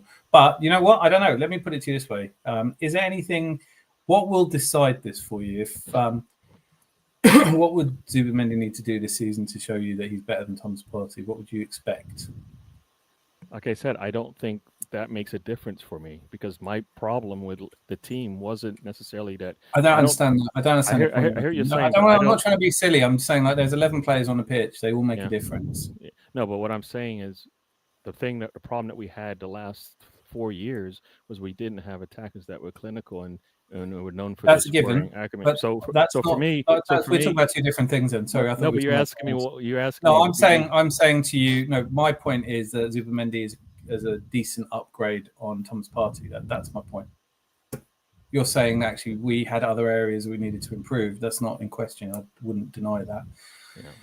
I'm saying that last season's team versus this season's team is obviously not as good, because we have at least 3 starting players now that we didn't have then who could get into that side and therefore improve it. And Zubimendi is one of them. And now I was saying I think he's a significant improvement on Thomas Partey. So that whether or not that's where we needed to develop or not, that's not in question. What's in question is one team better than the other? And I would say yes, Zubimendi, Gyökeres and Eze on their own, the 3 of them in the team, makes it a better team than last season. I'll tell you that the only problems we had, the main problems we had. No, we're definitely talking about that. Well, there's no point in you saying that. That's what I'm saying. We're having 2 different conversations. The conversation I was under the impression we were having was, is Thomas Partey or Zubimendi a better defensive midfielder? The conversation you thought we were having is, what areas did Arsenal need to improve? And that they're separate conversations. I think that the point that to address your point, if we were having the conversation you thought we were having, yes, we did need to go and get a striker, a left wing, a cover on the right wing, and we got all of those. We also got another attacking midfielder. So yes, we have addressed all that. It wasn't like they only bought Zubimendi this season. Then I'd understand. But given that they have brought in an upgrade in those areas across the pitch, there's not really. I don't understand the point in saying we didn't need to sign Zubimendi because we had bigger problems elsewhere. We still needed to replace the outgoing defensive midfielder. So to the question, which of the 2 players is the better midfielder, defensive midfielder, which was what I thought we were discussing, I would say Zubimendi is a better defensive midfielder. If the rebuttal to that is we didn't need a defensive midfielder, we needed to play someone in defensive midfield.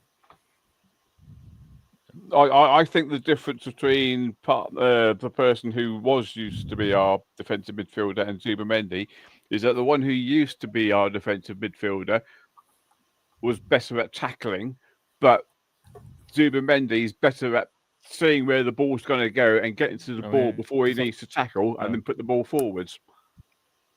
Nave says he's finally completed an absolute powerhouse squad. Nobody wants to play us. Nobody. I'd agree with that.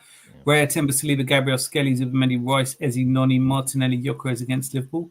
I'd have to count. That seems like too many players. But yeah, have a great rest of your evening, everyone. Congratulations and go fornicate yourselves. Brilliant team. That was a really clean way to say, get out of here. He does do that. Right, so Odegaard and Eze aren't even competing with each other. Eze is for left centre wing. Left. We don't know yet. I think we will find out. I think if Odegaard's injury is significant, nothing much. If Liverpool lose tomorrow, I'd be happy. Jerry Mortland would also be happy. Lovely to see you, mate. Everton 2-0. What a game. New stadium. Jack Grealish.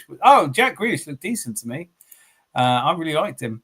The stadium does look really good, by the way. I love that they've built it up. Oh, Earth Vader. Oi, Razor, I forgot you was live. You want some? Big up, Gary. Big up, Zanzi. I was just going to say. It does look really good. Oh, look what Arsenal cat has dragged in. Anthony Herbert. He's gone even further west, like Fievel. Nothing much. Yes, he should. Jerry on the River 2, and it hasn't got the ball. Oh, is that a river? I thought it was just a little bit of water. I thought it was a pond. If Odegaard and Saka aren't available for Anfield, Madueke, Nwaneri, Martinelli, and Trossard will be playing. Yeah, I can see that.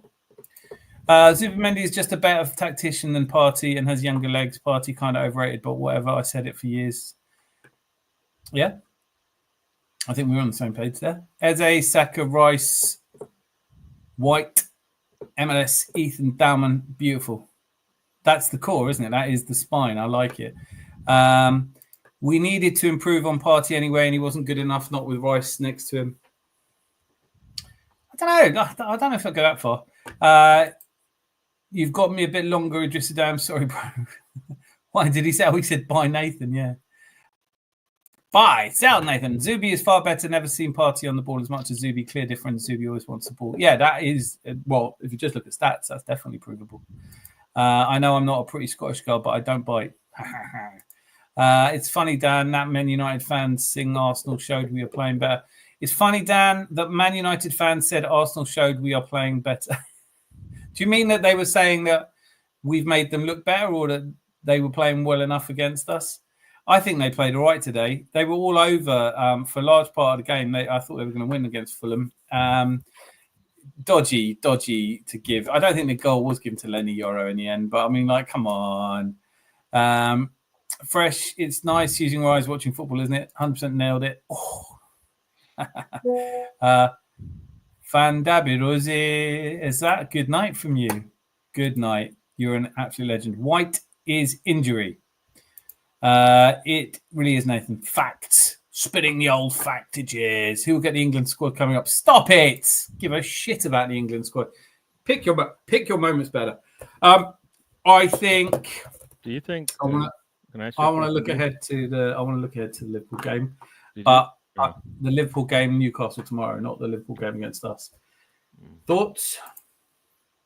I want to say one thing. I think the Manchester United team that we played and the one that we saw today is probably just the way that they played up for us, and they didn't play I don't think they played the same. At least it seemed like to me when they played Fulham. But tomorrow, I think there's going to be a lot of emotion on the Newcastle side. I just don't know if they're going to have enough to beat a Liverpool side with Salah. I think, not only that Salah is the only one, but I think by himself he could close the door and quiet things up. You know what I mean? But they've got a full squad, so I don't. It could get ugly for them.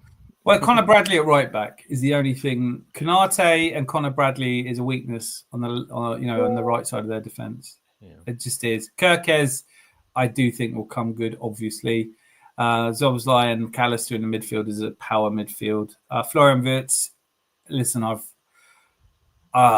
you can't judge anything on the first couple of games, but he is an outstanding footballer, so you'd expect him to come good. And Ekitike, I think, is looking better.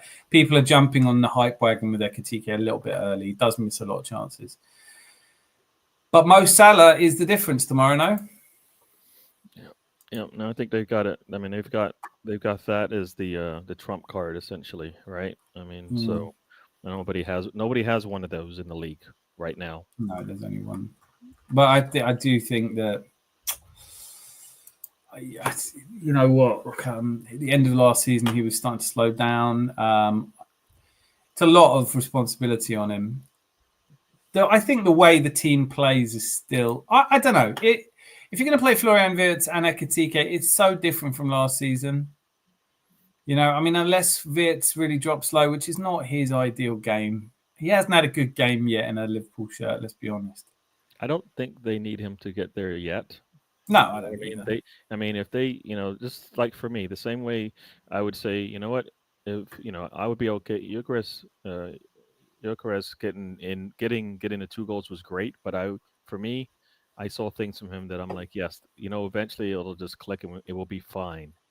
So we're not rushing this thing. We don't need him to be great, day one, but he's going to get better every game he plays, and we'll see it, and we'll be happy. It's the same thing with Zubimendi, right? I mean, Zubimendi sick last against Manchester United, right? and we don't really talk about the midfield much, right? So far 2 games, and when we don't talk about them, in my eyes, that means they're doing a good job. Yeah, I agree with that. So, I think, yeah, absolutely. I mean, like, no one's really picked out Zubimendi. I don't think he played outstandingly well. I don't think he was.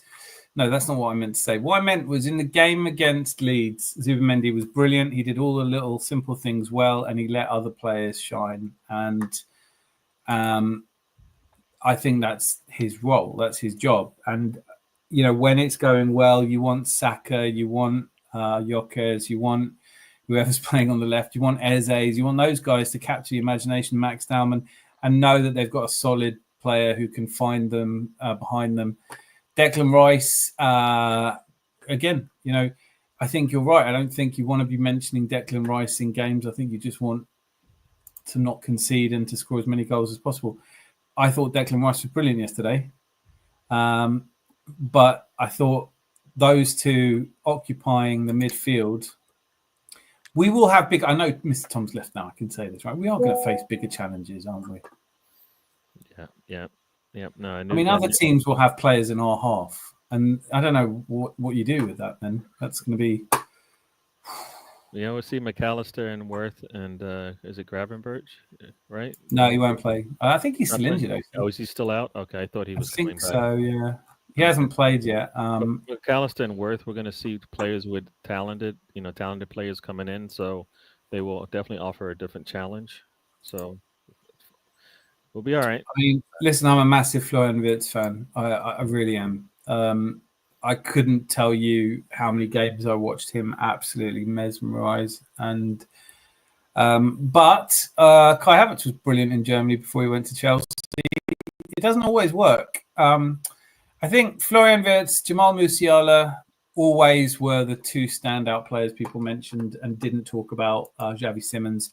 So I have many times I've bored you all with the fact that I think Xavi Simons is a far better player. It looks like he might still go to Chelsea, but I will say this, against Bayern, they were absolutely humiliated on Friday, and he looked dreadful. Ugly. That was ugly. I did watch a lot of that. That was horrible. I mean, on the one hand, I was like, I didn't know whether to watch Chelsea mauling West Ham. Yeah. It seemed unkind to watch that. And at the same time, it was like, well, these are just all horrible, Yeah,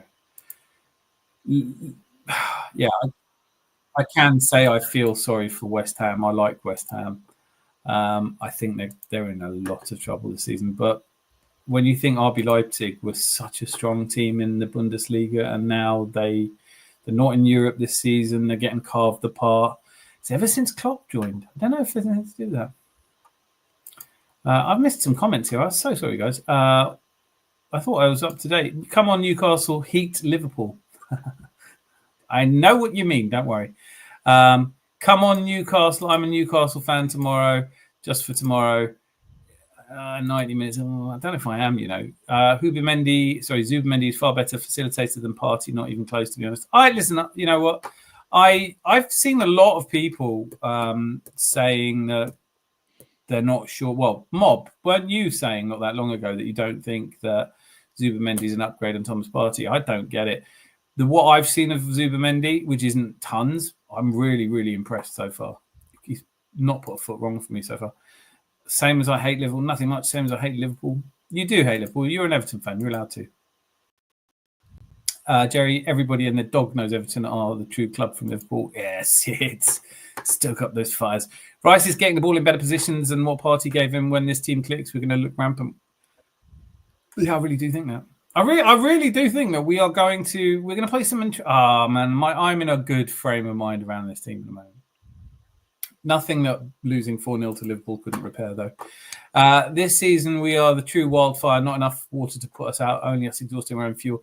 And, Boy Tendio, brilliant point. But I really do think, if I look at my criticisms of Arteta over the years, not trusting his bench, not making enough substitutions, not impacting the game quickly enough, and not trusting the youth, I can't complain about that this season.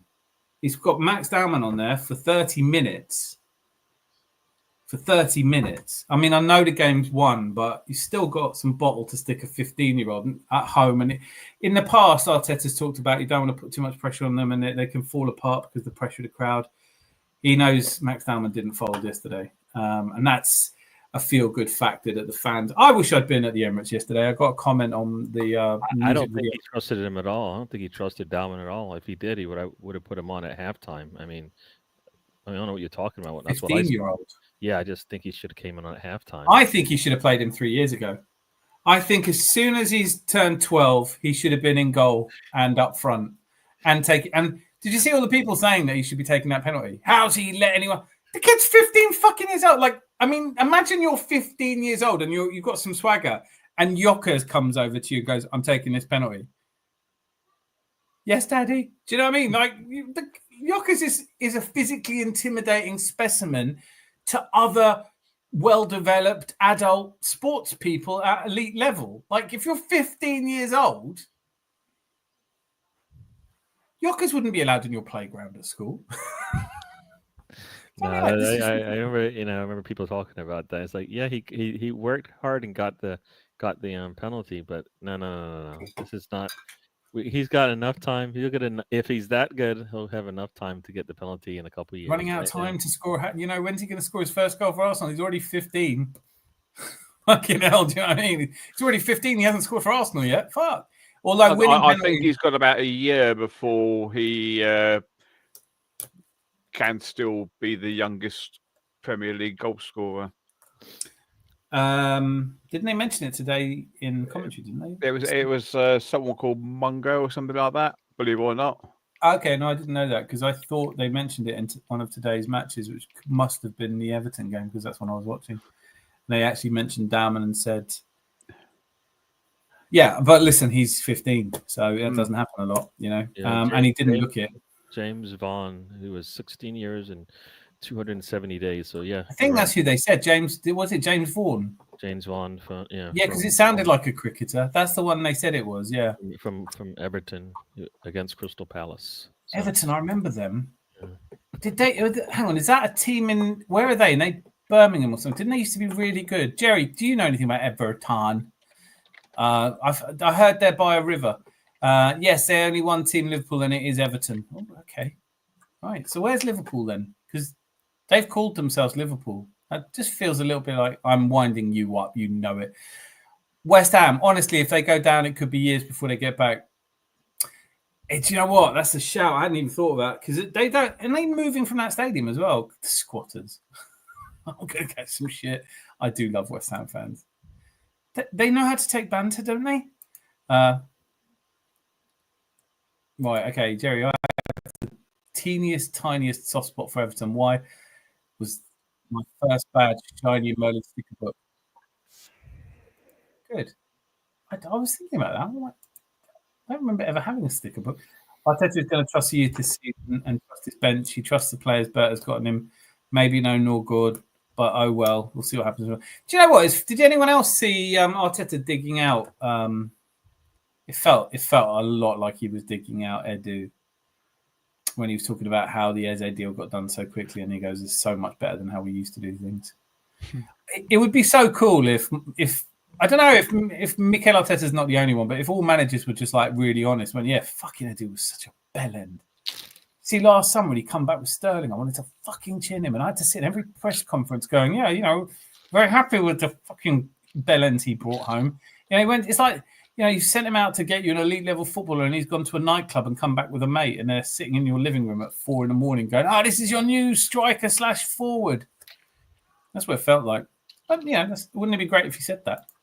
And the key observation on Arteta's trust was that he put Nwaneri on when Odegaard came off. Yeah, that's fair. That is fair. But but it was a natural. I mean, that we are being told that Nwaneri is the natural backup to Odegaard. I think I'm pronouncing that right. Let me just check. Hang on. It's pronounced Odegaard. That's good. So I was close. Yeah, I think I pretty much nailed that. Gyökeres is a penalty taker now. Yeah, I don't think anyone's taking that ball off him. What is happening with Wolves this season? Relegation. Mate, all three teams that came up could stay up, Dowman is a specimen. Look at him. I know it doesn't make any sense. Has he been eating hormones or something? What's going on? Be good to see the back. I could be his granddad. What's going on? I could actually be his granddad. I'm so sick about that. Barcelona look really good this season. I haven't seen them play. I know they came back from 2-0 down, though, and everyone was saying, that's what an elite club does. And I was thinking, well, a lot of elite clubs don't go 2-0 down. That's quite an elite thing to do, to not go 2-0 down. But if you are going to get praise for going 2-0 down and winning 3-2, then I think we're going to get some praise this season. You know what colors are top? Yeah, so probably not. Probably not. What colors are top? Probably not. Yeah. What colors are top? You did just ask me that. I feel like I'm stuck in a loop. Yes. Why? What's that got to do with? Well, you just said, it'll be if Arsenal will get praise for doing better, and I'm telling you, probably not. We don't get praise because we're Arsenal. Yeah. I got a soft spot for Villa because I beat my friend on FIFA using Villa when they had Bilan Baros. Arteta is a legend. You can't call him legend. You can be proud of him. You can be glad he's there. You can do all kinds of. You can't call him a legend. Not yet. Can't call someone a legend for one FA Cup. You just can't. I'm glad. Listen, you can be glad he's your manager. Not saying that. You could say he's a legend in the making. He's not a legend. The 3 subs too, spot on, Mikel. He used all 5 in the end, didn't he? Yep, he did. Mm-hmm. I was a bit surprised. Didn't he bring on 3 right at the 3 together? And it's like, why have you done that? I think we'd won the game by then. I'm not pretending we hadn't. Yeah, we but... bought. Yeah, because he. Sorry, go on. Go ahead. No, you go ahead. I was going to say because he put on Dalman, MLS, and Mosquera, isn't it? Mosquera. Yeah. All good. Can't complain. Can't complain when you've won 5-0. You haven't conceded a goal this season. What if we go the whole season not conceding a goal? Could happen. Then we go undefeated. All we have to do is just one game. That's all you need is just do it one time. You know what? What? And that's just the next one. That's all. Yeah, exactly.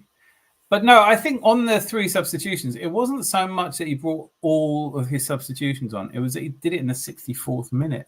It was too early, I thought, for me. I thought you might want to save one just in case. Just one. I mean? It's you've already had 2 players injured in this game, so I don't know. He didn't get it wrong, so no.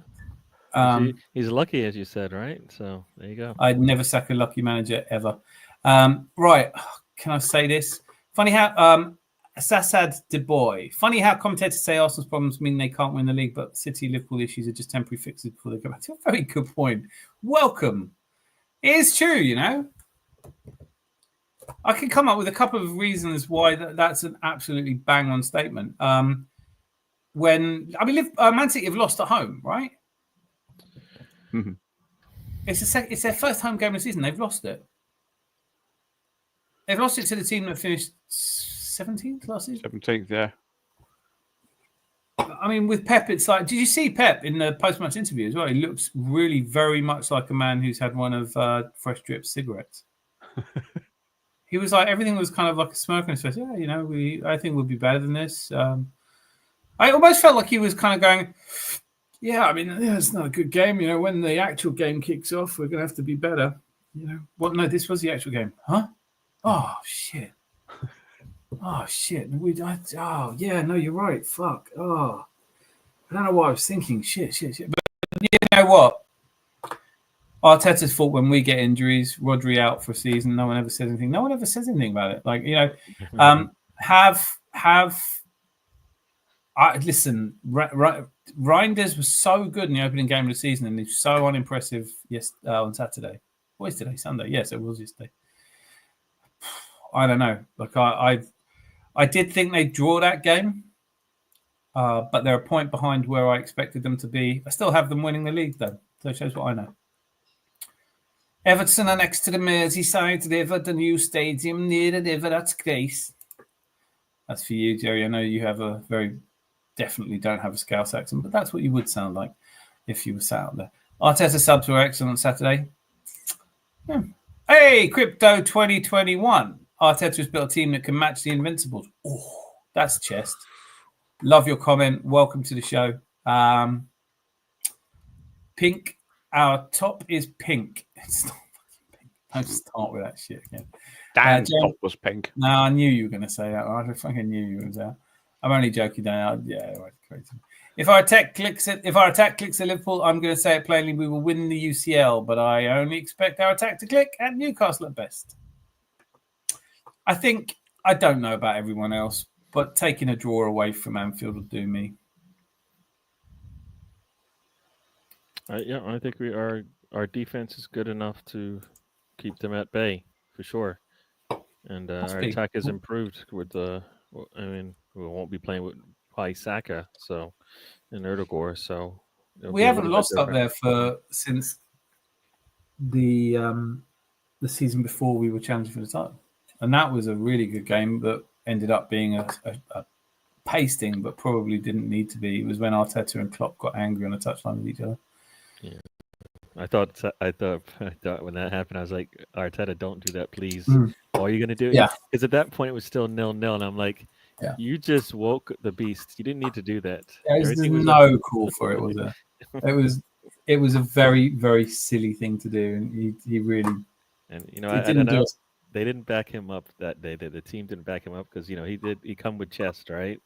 But then his team didn't back him up. Where you're like, all right, at least our coach is fiery. Let's show some fire as well. And it's like, no, the other, the home team showed, what it's all about, and we're like, it was like when the game was over. I mean, it was a Aubameyang doing something silly, I think, and basically, that was just yuck. I just remember we played really well, but they were different gravy. They were a really good side, and there wasn't much that I wasn't angry about. I mean, I remember saying to people that because I was out at an event that night, and it was really good fun and everything, and we watched it in a hotel room, and then went down and had a great night out with friends, and everyone was like, "Oh, I thought you'd be upset." Like, do you know what? Like, for me, sometimes it's just, did you turn up? Did you give your best? I feel like we did, but it was lacking. And I don't think that's going to happen. It hasn't happened in 3 years. We've been closer to winning than losing up there. Brighton have more seagulls than goals. Of course they do. But don't, as an Everton fan, start giving out the fucking match. Arteta shocked me by making an executive decision on time. Yeah, I think a lot of us were pleasantly surprised by some of his decisions. Was so dreary before he rolled up. Emirates dead. Tickets available upstairs for almost every game. Shit footballer squad you just couldn't relate to. He's changed everything. Legend. Oh, okay. That's a really good argument for calling him a legend. But do you know what I mean? Like, let's be honest. When we're really talking about is not necessarily the difference he's made. It's more legends of people who've won the big trophies. I've seen a lot of people recently talking about how George Graham is the best Arsenal manager of all time. And I just think, it feels like older gooners, like people my age, trying to make younger people feel bad they didn't see George Graham. I was like, hang on a minute. If you really want to have a serious conversation about the best Arsenal manager of all time, it's Herbert Chapman, and that's that. It's like, you can't fuck off thinking it's anyone else. It's Herbert Chapman is the best Arsenal manager of all time. Obviously, only Zanzi saw a Herbert Chapman side. But, that's it. I think if you are my age or our age, collectively, not collectively, but the rough mean average of our age, you would think Arsene Wenger is the best manager we've had. 22 years of solid attacking, wonderful flair football with loads of trophies. Come on. I used to watch the Herbert Chapman matches on YouTube. Yeah. I think Lee Gunner was Chapman out, wasn't he? Yeah. You've given me a brilliant idea for a parody of the 1930s Chapman era. This manager, I put it to you, this manager is not good enough. 3 seasons, three league titles, 3 FA Cups. He didn't do 3 titles, though, did he? He died of pneumonia. I think he did 1.5 titles. Pep might be leaving in 2 years' time. I think he's leaving before then. Miss Molina. What's going on? Miss Molina's been here for ages. She off. She's saying she's going. You go and come back. What are you doing? What are you up? Oh, look at this. Drake Slicer straight in with what are you top gooners saying? Here's one way you could find out is just listen. Is it something that you've tried before? Could I recommend it? Could I remember the days where if you wanted to know what someone was saying in an audio-visual medium, you just shut the fuck up and listen. I'm sure I'm not the first person to say that to you today. But no, we're not doing top gooners, you donut. It's just gooners. Keep it respectful, please. Melinda, finger on the trigger. So, Abdi, United are top of the we were the better team table. I like that comment. Welcome, Abdi. Yes, they were absolutely. They absolutely were the better team against Fulham. Didn't get a point. They're absolutely the better team against us. Didn't get a point. Sorry, got 1 point against Fulham today. It's knock knock. The other person says, "Who's there?" Miss Millie, no mate. You're a see what? Good night. Up the Everton and Arsenal. Good night to you. Unit 27. Jerry, take care. Take care, Jerry. I have come to bed and can't sleep. Exactly. She knows Zanzi's still here. Jerry, take care, chap. Bloody good to have you back. Because we had someone come and say Top Gooner after all that. Believe that. Please, no ban. I haven't read your comment yet. Nothing much. Newcastle United is hoping 10 out of the Alexander will return to full training early this week. I don't know. We could talk about that. Bottom Gooners have no ammunition other than these first 2 games. It's a code red for you, Bottom Gooners. If we be, oh boy, don't be using the not. Sorry, I had to say how it is. Spitting facts. Please, no ban. You would have to work hard to be banned, but just let's not call each other names. Arnie Slot has hinted that Liverpool may not push for Alexander Isak despite links. I'd be harsh. Lena is a gooner. I'm a fucking gooner. Dan's a gooner. Zan's a gooner. Idris Dam is a gooner. Gary's a gooner. Fucking love Arsenal. Well said. Well said. Pin that comment to my chest. We are all. My missus did say to me, that goes, you know that gooner means something else, don't you? And I was like, I know what it means. I know what it means. It means that every now and again, somebody from the United States will come on this channel expecting to see something quite different from what they actually see. Can I just pull up Nath on his grammar? Because Zanzi should start with a Z, capital Z, and it should be a hyphen after the I. A hyphen? Yeah. Yeah. No, not a hyphen. You mean an apostrophe? Apostrophe, yeah. Well, can I pull you up on your grammar then? You got then. It's not a hyphen, it's an apostrophe. Yeah. Plus my granddad's. She's my grandma died years ago, mate. Mind you, she was about 104. That's pretty good going. Yeah. They're the kind of genes you want. Oh no. I like black jeans. I like black jeans over the denim. I don't know what you guys. Yeah. What you talking about? I think so. Everyone is a legend. Then that doesn't mean anything. Then does it? Fuck's sake. I prefer corduroys now. Actually, I bet you do. Yeah.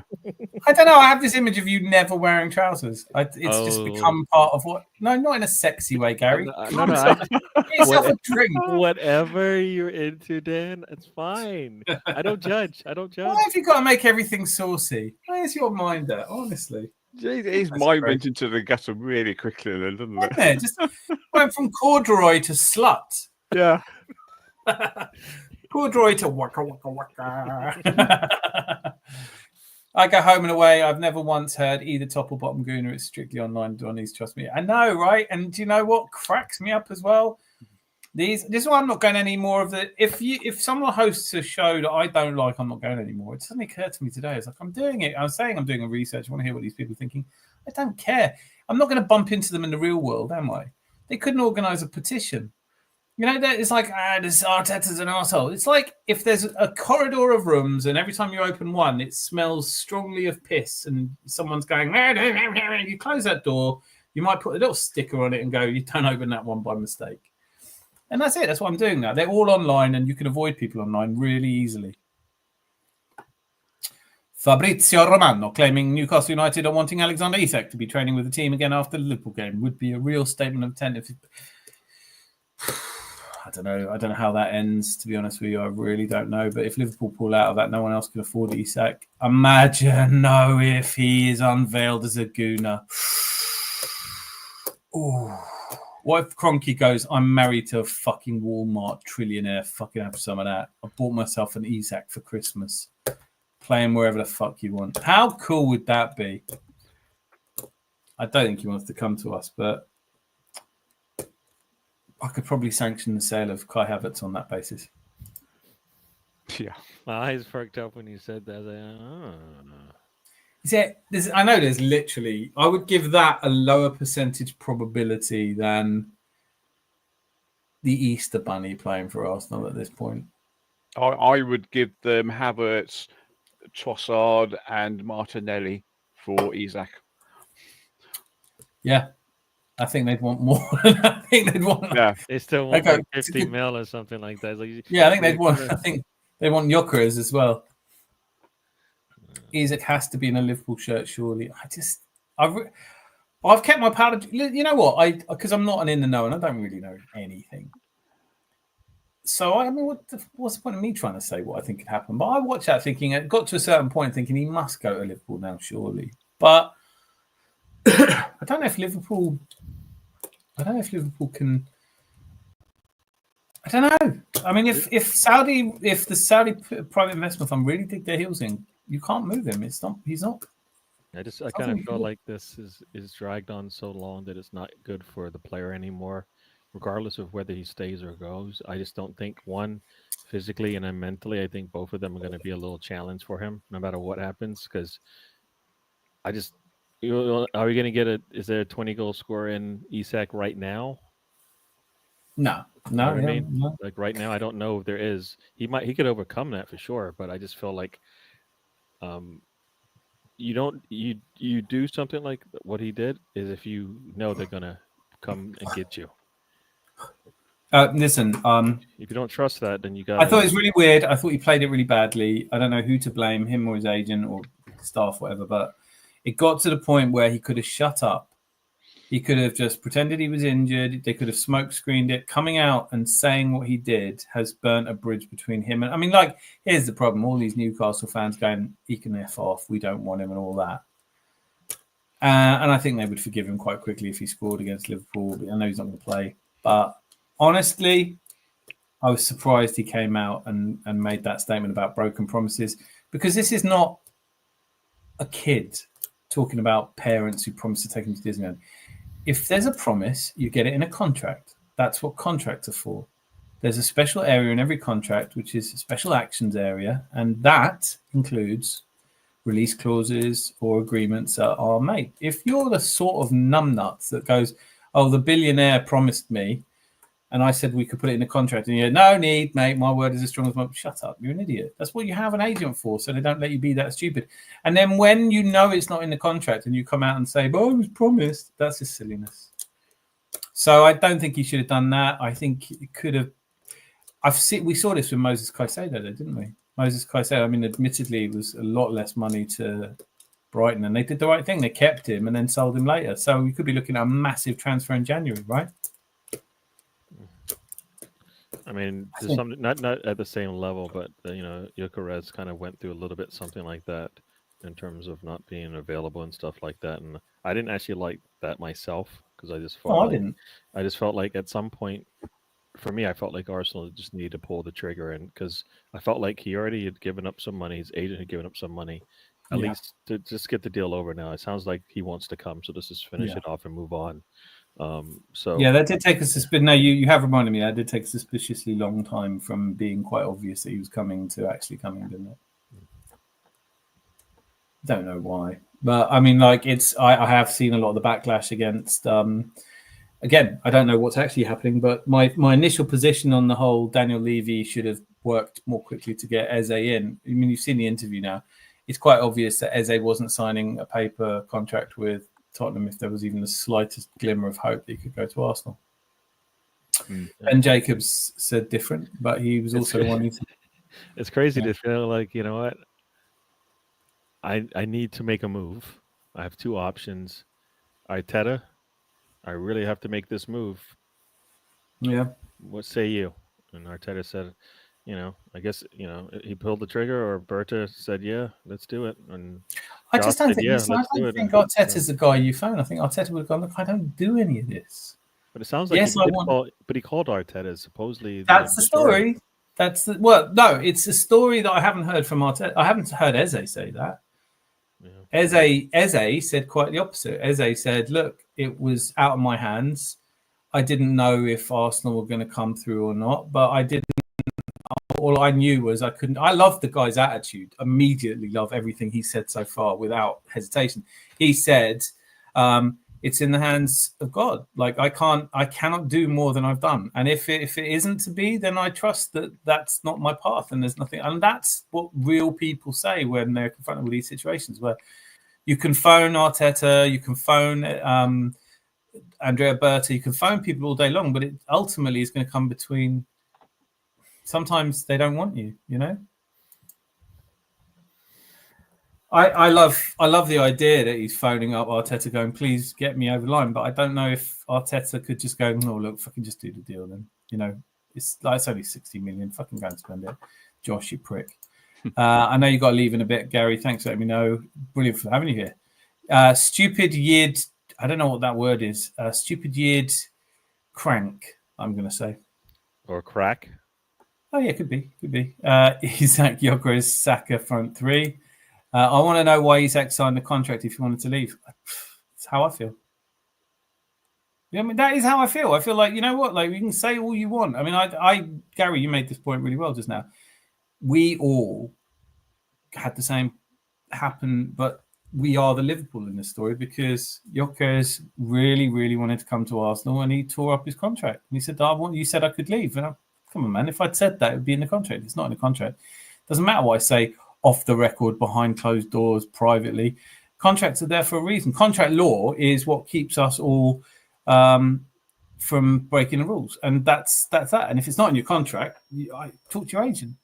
And I 100% agree with that point of view. Players are funny. They could leave on a free and fetch the interest from clubs they want to go to, but instead they sign and then kick up a stink. Yeah. They want to have their cake and eat it too, right? So it's literally the phrase I was just thinking when you said that.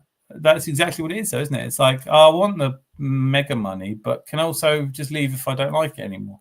If someone better comes along. It's like getting married and going, yeah, but I mean, Michelle Pfeiffer comes along, you're fucking in the bin, right? That's a given, isn't it? That makes sense, doesn't it? Like, you know, can I put that in the vows? Or no, if I ask you to put that in the vows, you might kick me in the nuts. So I tell you what, we'll just know that between us. You know, we'll just, if Jennifer Lawrence comes along, we know between us that you're bin. But the moment Arteta said Saka's injury looked significant is the moment I knew Saka starts at Anfield. Man is a pathological liar. I don't think he's a pathological liar, but I definitely think he lies. Yeah, I don't trust him when I just wait for him to show me what he's gonna do because stop listening to him in press conferences, isn't it? Like, you know what? You like watch it and you're like, really? You want me to? It's never that? Interesting. I cannot remember last time I saw a press conference, any of them. I think Pep's are the worst, actually. You know, when he's like smirking, going, "Yeah, we lost to Tottenham. Yeah, we're gonna lose games, guys. You know, we're gonna lose games. Well, fucking don't. Yeah, you've got Qatar, you've got money, you've signed players. Everyone talking about, oh look, Man City did their business really early. Okay, Cherky didn't look bad, but he's not the answer. He doesn't know who his best 11 is at this point. And actually, when you look at the team he put out against Spurs, that's a fucking strong team. The problem isn't the team he put out. The problem is the way they played. I mean, Haaland looked half as good as Richarlison. I mean, Rodri came on and Rodri had to play, he ended up playing, didn't he? He played 15 minutes or something. He's not well. Marmouche on the left didn't work. Cherky looked all right, but not good enough. Oscar Bob, I thought, started well. What is going on at Man City? Is it just a curse? Nate, what genre are you in the mood for? What are we talking about? Oh, decent films to watch. That Mickey, I can tell you now, that Mickey 17 or whatever it was, I wouldn't watch that. That was fucking tedious. Have you seen that? Oh, anyway, I'll go through that. You're off soon. I went to Battersea Bridge Southside yesterday. Did you try a pub at Battersea Bridge Southside? What genre are you in the mood for? Green Book. Oh, Green Book. Yeah, that's a good one. Xavi Alonso, Rodrigo played a good game. I liked him and I'm happy Rodrigo is one of us. We all need the players this season. Fair enough. Piss on my parade, why don't you? We need more. We need more. We're not. Don't do it, Drake. You got Rosie's trigger fingers twitching. Balance to the force. Do you know what? Can we don't. Do we like? There are people out there, believe it or not, Drake. You obviously watch other channels as well. There are people out there today that are really not happy with yesterday's result. Not many, but there are. They're like, oh, you know, lucky Leeds are shit. You know, George Graham would have beaten them 21-0. But you can't spend your life like that, can you? Well, maybe you can. I don't know. I don't want to. Nate's giving it who the fucking hell are you? What a manager not giving away his team. No, well, I never. No, it's not like Alex Ferguson always said, right, well, since you've asked, I have to be completely upfront with all my team selections and everything that happened. Oh, you want to know what happened to David Beckham? Yes, in a fit of temper, I kicked a shoe at him and, you know, it hit him on the... You know, no one ever tells the truth. It's the most silly thing to do to put them in press conferences. Do you know what I mean? It's like if I was a policeman, and I'm not, and I know I didn't need to tell you, interviewing someone and the guy's just sitting there going, no comment, mate. No comment. You go, did you do it?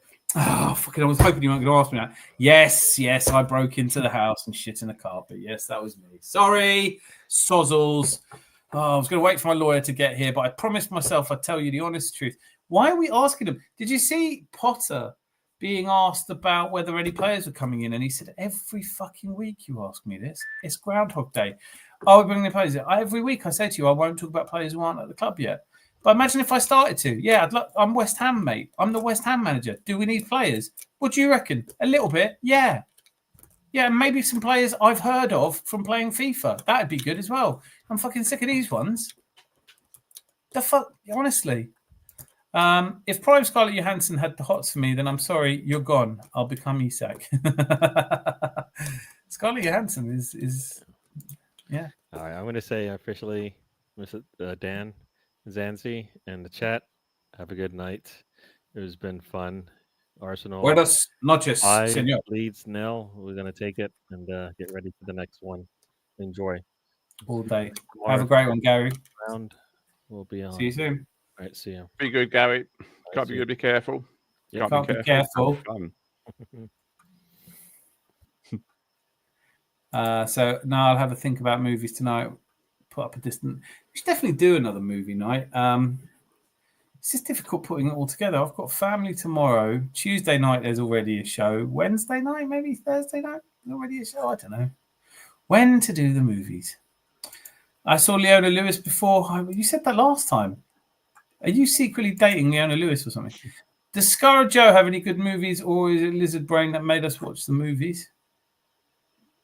Don't know what that means. Got me baffled there. Would you? I wouldn't. Nobody would. On here, you go ex-opponent. Here's my tactics. Here's my squad for tomorrow. You crack on. Yeah, imagine the bollocks of that. If people don't like Arteta now, I don't see how that would make them like him more. Do you know what I mean? If someone was like, oh, fucking, he's an arsehole, he's an idiot, and then he's gone and told them our team. It's just silly, though, isn't it? You know, there are managers who go, you know, we're going to play. We play the same way every week. Go out and beat us. I think Pep was like that a couple of years ago. He's not like that now, is he? You can imagine Arteta. He says, look, going up to the manager a few days before the game, he says, look, we've had some secret training for some corners and they're really, really working out. Here's a video of the stuff that we've been doing. You're going to love this. Yeah. I meant to send it to you in email a couple of weeks ago. But no, we've really... Watch out. When Declan Rice does this, it's his secret gesture. It's your fucking... Yeah, I mean, I think the whole mega mind thing is sometimes I feel like that's true. But there's obviously a lot going on. And what's the point of press conferences anyway? What is the point in... It's like... I mean, you know, we're gentlemen of an older age now, Andy, right? Would you ever watch a politician being interviewed? Oh, no. Unless I was on the gallows and he was defending me, saying this person shouldn't die because he didn't do it, then I'd listen. Yeah. I wouldn't have an MP defend you if you can get away with it. Just definitely don't. But no, I mean, I listen to them, you know, and no. I mean, you know, like the crime rate in this country is, you know, there's people dying in the streets of Westminster is a river of blood at the moment. Yes, but our long-term forecast for inflation is it's just like we're all just living in this silly world where they get. I mean, that's I think why so many people love Trump, because at least he comes out and says, you think you can't possibly be lying, but he's of course lying. I mean, I'm not going to try and get into. I just think. Politicians, football managers, the time has come for us to say, you're talking shit. We know you are. Nothing you say is remotely approaching true. So we're just going to give you a break. Tell you what, just don't come out here. Talk about something else, and we'll try and figure them out. Like, so have you seen any good? Like the next, if I ever get into one of these press conferences, it'll be like, so Arteta, good result against Leeds. Kit Kat or Twix? What's your favourite out of Kit Kat and Twix? You can only have one of you know. You can only choose one. What are you having? Oh, you know, you're talking about chocolate bars. Here's one to go. I should have mentioned this to Gary. Star Bar. My favourite. I used to love Star Bar. Do they still make them? Oh God, yeah. I've bought a box of. I think it's a bit 20 odd, something like that.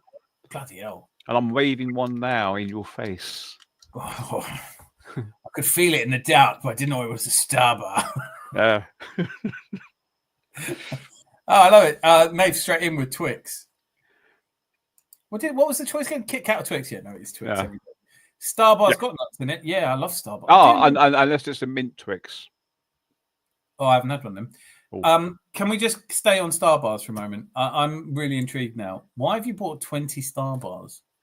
Because I really, really love them, and I hadn't had them for years. They're tough on the teeth, though, aren't they? You do get a bit of like, oh, my tooth might go with one of these. No, because even though it's peanut inside it, it's still quite soft.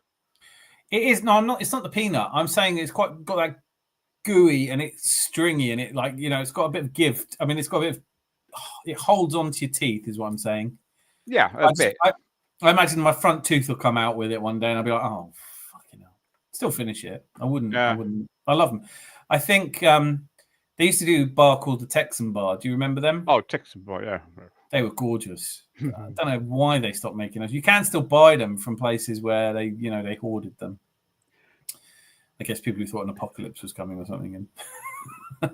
Have you ever seen any of these YouTube videos on stuff that they used to make but don't do anymore? Yeah. No, it's especially when they're doing things like sort of chocolate bars or sweets, and I'm certainly there saying, "Yep, used to have them. Yep, used to have them. Yeah. Yep, used to have them." It's the maddest ones that disappear as well that you just don't notice going. Star Bars definitely. Texans, no one remembers, but that was my favorite bar of the early 80s. I remember when Boosts first came out. Twix is awesome, to be honest. I could get fat on that. Can get fat on OG or dark chocolate Kit Kat, but the vanilla Kit. Oh, I haven't had a vanilla Kit Kat. I would go all over that. No, it's funny you should say Boost because Bev's a carer, and one of our old ladies gave her a Boost about a week ago, and I was thinking, I thought that they were the Star Bars. And no, they're not very different, though. They're not massively different. The size and shape is the same, yeah. And texture's quite similar. And I started biting it and thinking, no, this isn't what I used to be, because I'm sure it had like a peanutty sort of goldy interior. Star Bars are the shiz. I was always a Mars bar person until my teen years, and then Snickers took over. Although, of course, we would have had marathons, not Snickers. Yeah. And I'm not really convinced they needed to change their name. Like we used to have treats and not M&Ms. Yeah. And I'm not sure they were worse. After Eights? Oh, After Eights.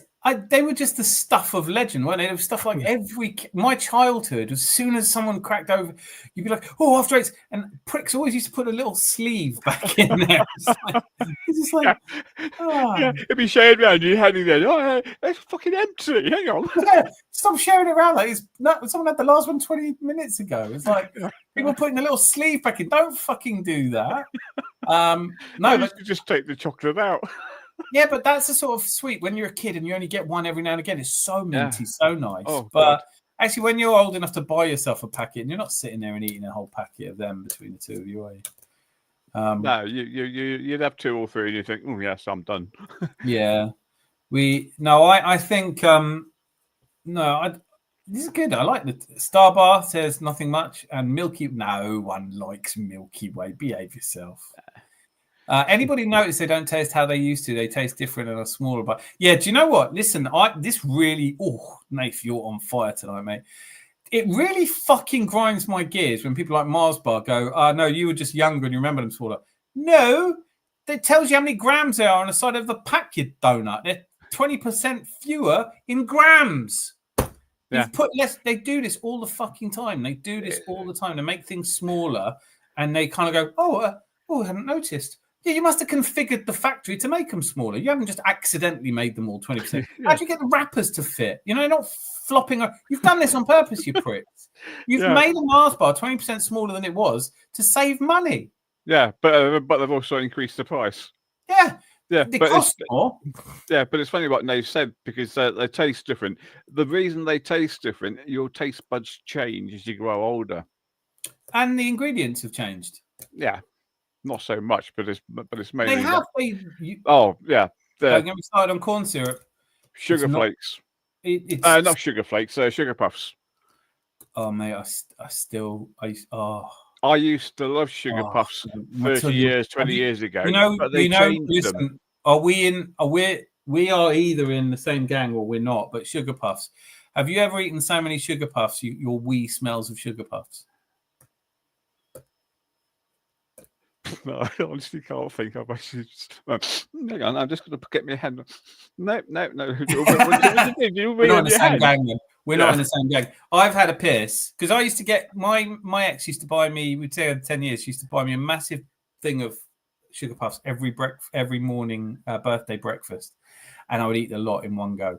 I'm addicted to sugar. If you put them anywhere near me, they're getting eaten. That's that. Forget about it. I can take or leave lots of things.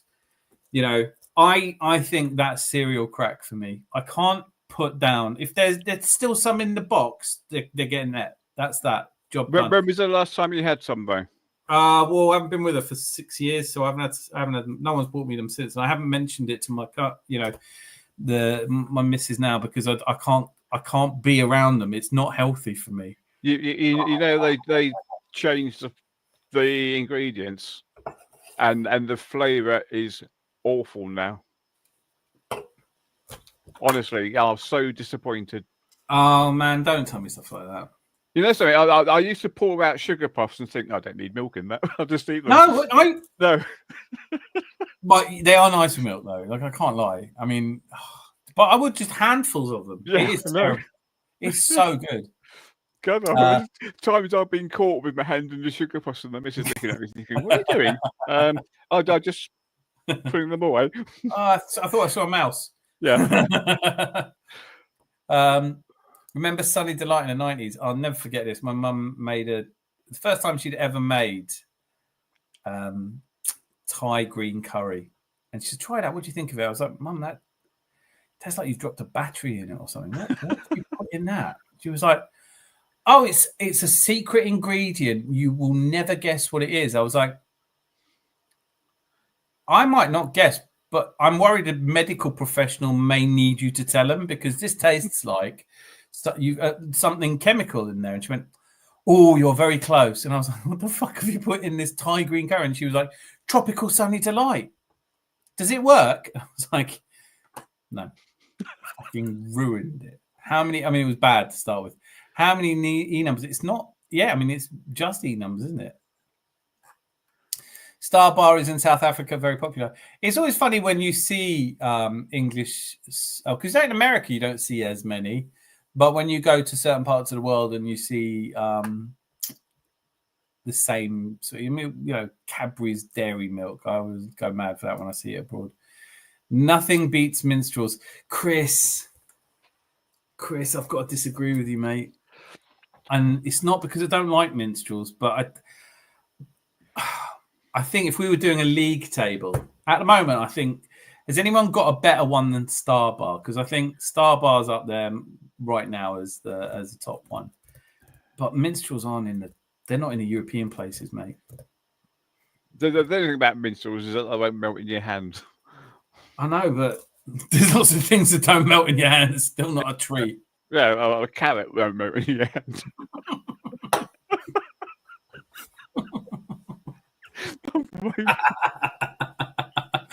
Should we do an advert for that? Carrot, celery won't melt in your hand. Yeah. Won't ruin your appetite. Yeah. Won't make you blind. I assume it's popular because I never bought it myself. What do you mean, Starbucks? Buy one. They're really nice. Mm. It was a Glaswegian that started the rumor that Sunny D turned you orange. I don't know if that's a rumor. That's probably true. Eating oranges turns you orange. Top 10 chocolate bars. That's what we're talking about. Chris, excellent shout. Get stoned and I can smash a whole pack easy. Minstrels. That just seems like the most boring chocolate. Like it's the candy shell. It's like a Smartie without the colours, isn't it? I mean, they're nice, but it's just it's just a piece of chocolate. Really. Mate, like I'm not putting them in European places right now. At the top of the Premier League is your Star Bar, but I would argue that it's a neck and neck title challenge between that and a Snickers. There's a few that are probably as we go through this that they'll jump up and I'll remember them. But After Eight's a pure crack. They are. They make you into a bit of a crackhead, like going around like trying to when the end of the night and you're picking up all the wrappers, going, "Is there one under there?" And there isn't. Galaxy Ripple that's been in the fridge beats Minstrels. Galaxy generally I'm not mad about, but my oldest loves Galaxy, so I still think that beats. Yeah, it does beat Minstrels. I think these Minstrels After Eight mint. Rosie, Ripple, good fucking shout, you know. Give me 2 boxes. I'm begging. I'm going to sleep shortly, Dan. Speak to you when you're on next. Brilliant to see you, Paul. Before you go, just let us know what your favourite chocolate is. Share size. I'm like, yeah, right, ain't sharing. Mate, Chris, you've got me going again now. I fucking hate the whole... Just fuck off. Just let's all admit we're fucking too big, right? I'm buying the share bag of M&Ms and I'm buying the missus a share bag of Revels. That's the only circumstance where we might be trading some sweets. Because otherwise, just no. Just take the word share out of your mouth. 3 Musketeers, but I've never had one. Costs more, you get less. The recipe changed too. It's shit now. Life is shit now. Football shit. Everything's shit now. Maltesers, bar of chocolate, and Terry's chocolate orange bars are magic. Maltesers are good. I don't know what it is about Maltesers. When I was a kid, there was always an unexpected extra Malteser in every pack. Maltesers are nice. They're better than the Maltesers bar. Yeah, I can't be bothered with that. Silly. Although Maltesers do melt in your hand. Oh, they do. You have to be rapid with a Malteser. Yeah. In fact, the easiest thing to do is just open up the packet and tip. Yeah. Yep. Someone's going to clip me doing that now, but you know what's happening. You what, Dan? Kinder Bueno. Oh, no, not for me. No. Kinder Egg. I know. The insides of Kinder Eggs are so naff now, but years ago they used to have a little model that you could build. It always cracks me up because one of the things people always say is that, you can buy a shotgun in like a corner shop in America, but you can't buy a Kinder Egg. And they always go, oh, they're dangerous. It's not that. It's because there is a law in America against using toys to promote candy. So you can't sell candy or what they call candy with a toy in it. With snacks, I have no self-control. I never have loads of snacks in my house. They're gone date. Yes, same. Absolutely, 100%. That's what drives me fucking mental and that's why I'm getting fatter. Because the boys up until a few years ago were having lunchboxes, and Dominique always buys them like a little, like a caramel. It's like, so I'm working from home knowing that there's a cupboard full of caramel, and you have one, you think that's not enough. I have 2. Do you know what? I'll buy them some more tomorrow. Fuck it. I am Homer Simpson. Chris, don't hand me the Miniature Heroes box. Oh, mate. That's such a good shout. Yeah, just all of them are gone. They're all gone. Even the Cadbury's cream egg one. I always get confused what's in what, though. See, unfortunately, Cadbury's cream egg changed the interior of that as well, didn't they? Yeah, that's got to have changed because they used to be good when I was a kid. I swear by it. Milka. Die zarteste Versuchung. Seit es Schokolade gibt. Fresh Drip will know that because that's the Austrian advert for Milka, which is an Austrian chocolate. Milka, better than Cadbury. There, I said it. Damn, I've got the munchies. I can't even say that. As much as I love the homeland and the fatherland, I still think Cadbury's dairy milk is something. Even the colour of the wrapper. What about dark chocolate? No. Not a Bourneville can then. Don't need it. Don't need it in my life. It's on cake maybe. There's a time and a place for everything, but I don't seek it out. Not Bourneville, no. I cooked with it and stuff. Oh Jesus! You know what? We're on 1,882 subscribers. 1882. 4 away. We're 4 away from magic times. We're not ready. Please, no one else subscribe now for a bit. Don't tell your mates to subscribe. No subscribing, okay? Snickers and Mars Bounty Kit Kat. These are good choices, Paul. You have excellent taste. Snickers and Mars. Mars, I haven't had a Mars. My grandmother had no teeth, bless her. Great-grandmother, sorry. She lived in Wendlin Estate, right around the corner from me in Kentish Town. I used to go around and see her. Deaf as a post. She had a light that came on if someone rang the doorbell. So you couldn't wake her up. But she'd go around there and she'd go, "Do you want some of my Mars bar?" And you'd go, "Oh, yes, please." And because she had no teeth, she'd suck it and she'd go, "Do you want?" And just, you know, when you're like 7 years old and you really love Mars bar, but your nan's just, "Do you want a bit?" And you're like, not as much. Still eat it, but you know. Lucky Singh should just give him Buemo selfish piece prep. Bruno Fernandes always getting distracted in other sports passing teammates. You're not happy? Mate, I still think you're better than you were last season. You've got a lot more to look forward to. We're talking about chocolate bars. I hope that helps. Lucky, what is your favourite chocolate bar? Get the bounties out, and once they're out, they can fuck off and then fuck off some more. I love that because I was reading that going, who likes bounties? They can fuck off and then they can fuck off some more. I don't know, man. I do quite like the blue ones, but I wouldn't choose one. They're in one of the boxes, aren't they? Celebrations, I think it is. And you know, I like mini bounties. Yeah, no one else likes them, so I'm the ones left at the end, aren't they? You know, they're a shit chocolate if they're always the one left at the end. It's like the Quality Street ones, always left at the end as the little pink, not pink, the red ones, isn't it? The purple ones always disappear first, don't they? Yeah, they're sick. They're really good. Caramel with a nut. But fucking have that. Lucky Singh, Bruno Fernandes is a prat. I know. I do agree with you. But I've started to warm to him. We're going the other way on this, Lucky. I've started thinking, he's not bad. Cunha wasn't great today. Not giving him any tough times. But McDonald's can sell a fucking heart attack burger and fries, but give kids toys in the kids' meals. Fuck my life, lol. Yeah, it's true. It is true. Yes, I do, Dan. I love Austria. Oh, how I love Austria. Austria erit in orbe ultima. That's the code word. Now rise up, agents of Austria. Yodel. Cadbury is probably the best one. Dairy milk is sexy. It is, man. It just is. Do you remember on tube stations they used to have those ridiculous... I mean, I don't know how they got away with it, but there'd be these vending machines with dairy milk and you'd put 20p in and then the drawer wouldn't open and your train would get there and you'd go... No, I don't think they ever sold any chocolate in those vending machines. Look at this. The millets here. Munchies it is. Brilliant to see you. We are on... It's Bank Holiday weekend, mate.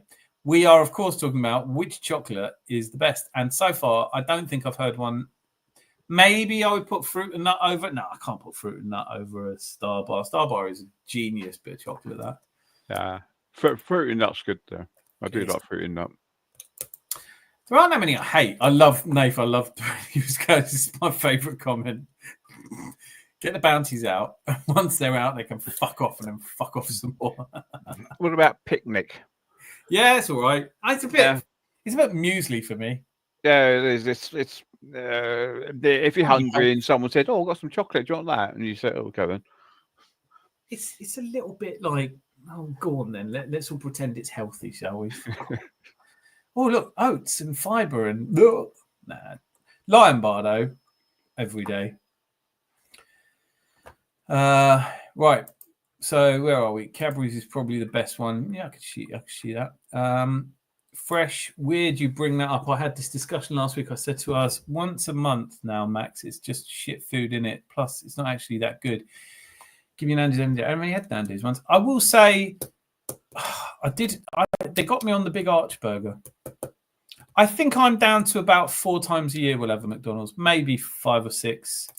But I shit you not, for 4 people to get a McDonald's is 60 quid. So at the same price as you pay for 4 people having a fish and chips now, isn't it? Yeah, 100%, exactly that, and good fish and chips. We have some good fish and chips on it. Like, to be honest with you, it's not. I like the chicken select. I don't know, they're good, but no, it's the milkshakes are good. But like 60 quid. You think about it, we used to be able to get a family of 4 6 quid. So we I did a huge shop today for today and tomorrow, and there's going to be about a dozen of us tomorrow, and so I paid for all of that. It was 100 quid. It's only 40 quid more than it could have cost us to, I'm talking about, we bought this massive barbecue smoker thing that we're going to use. Why would anyone prefer dark chocolate? Like, why? It's because as you get older, you have fewer taste buds, so you can't taste bitterness as much in the same way. Aztec bar, Millet. What's this? This new thing? Yeah, that's dead and dusted. That's it. Aztecs are. God, fucking hell, Aztec bar. I've never heard of. And as you can see, I'm a bit of a connoisseur. Good night, boys. Good night, Paul. Hi, Rosie. Can you have me? Oh, the last Rolo. I love a Rolo. Oh, yeah. That was a really good that was a great marketing campaign. The last Rolo. Yeah, no chance. What I would do is offer them the first one. Yeah. That I can do. I can do that. That's love. It's the same. Just fucking don't eat it yet. Vegan chocolate. Behave yourself. Vegan chocolate. Swear at me. People actually eat dark chocolate. They definitely voted for.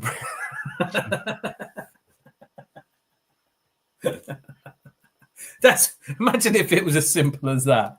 Goes, do you like dark chocolate? Yes. Right. Okay. We've got one. Fucking. Yeah. Ferrero Rocher is my favorite. No, it's not.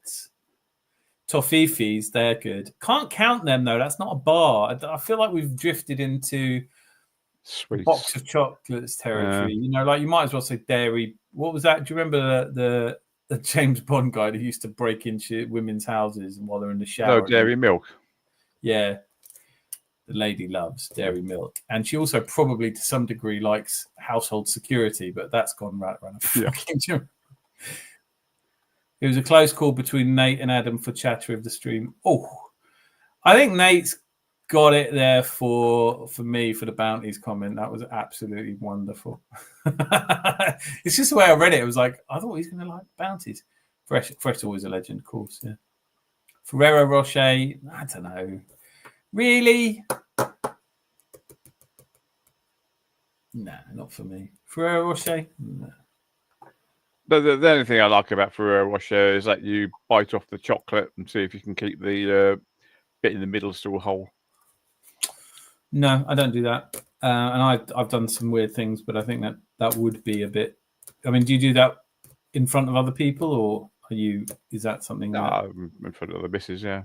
I've definitely popped a Malteser in the mouth and just deliberately not chewed it to see what happens. That's always quite interesting.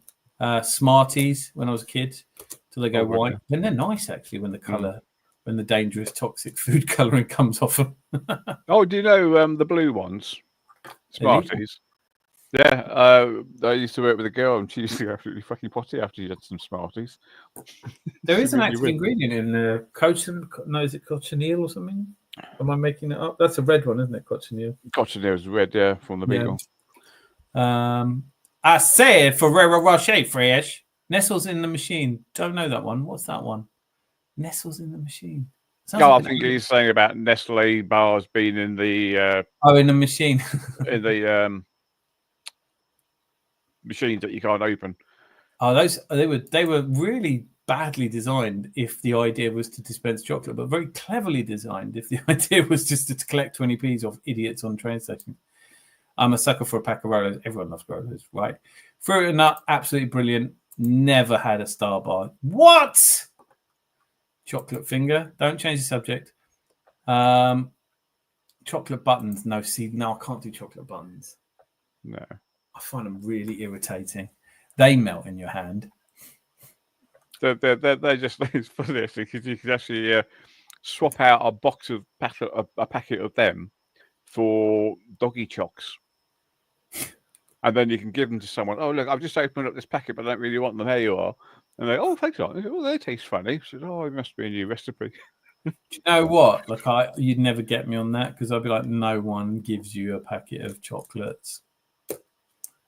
They, might let you drive their car. They're not. No one goes. Here, do you want them? I started. Nah, I don't trust those people. I'm with manager. Want our fan base stay patient. We're going by defense midfielder after goalkeeper. You can't keep buying people. Like, you can't solve your problems buying people. But if you are out there buying, you need 5 players. I saw Man U fan ranting. He said we spent 150 million quid on attackers, but we done fuck all for the rest of the team. We've done what? And they've done nothing else for the rest of the side, defence and midfield. I mean, it is tough, isn't it? Like, I just think they've got a lot of players. Can you figure out how to use some of them now? Isn't Anthony still there? Isn't Jadon Sancho still there? I mean, who is still up? Maybe I need to look this up because maybe I wasn't paying enough attention to the Man United's transfer business. But I think they look better. I think they're unlucky today. I mean, really unlucky today. Harry Maguire's still there. Kobe Mainoo was on the bench. Joshua Zirkzee. Onana was on the bench. They could have played him instead of Bandier. Delict looks good. Euro looks decent. I think their back three look okay. Dorgu's been disappointing. Mount, I don't know. Listen, I don't know what to do about Man United. It's a bigger problem than my pay grade. But I do know that Nath is entirely wrong here by saying that fruit and nut is a crime. It is not a crime. It's a very delicious. I love fruit and nut. How could you not like fruit and nut? I like normal chocolate. Oh, what about Topic? God, I haven't seen them in years. I know. What has a hazelnut in every bite? Squirrel shit. Yeah. Squirrel poo. Yeah. It was a bit grown up. As a kid, Topics were sort of things that older people ate, and they were only fucking little as well, weren't they? They were only small. Yeah. In fact, that what size they are now is probably considered to be big. Yeah. Well, now it probably would be, yeah. But then they just got away with it by doing the king size ones where you get 2 bars of chocolate. Just put a proper bar of chocolate in there, please. Yeah, they used to call them twins, wasn't it? Yeah. Is that right? Did they used to call them twins, or was it just happy? Yeah, because you'd get a Mars bar twin, and you'd think they're going to be exactly the same size as the ones that are singles, but they're just slightly smaller. But they call it a twin. Quite a bit smaller. Do you know what? If you'd never heard this phrase before, right? And I said, it's in relation to chocolate, just so we're clear.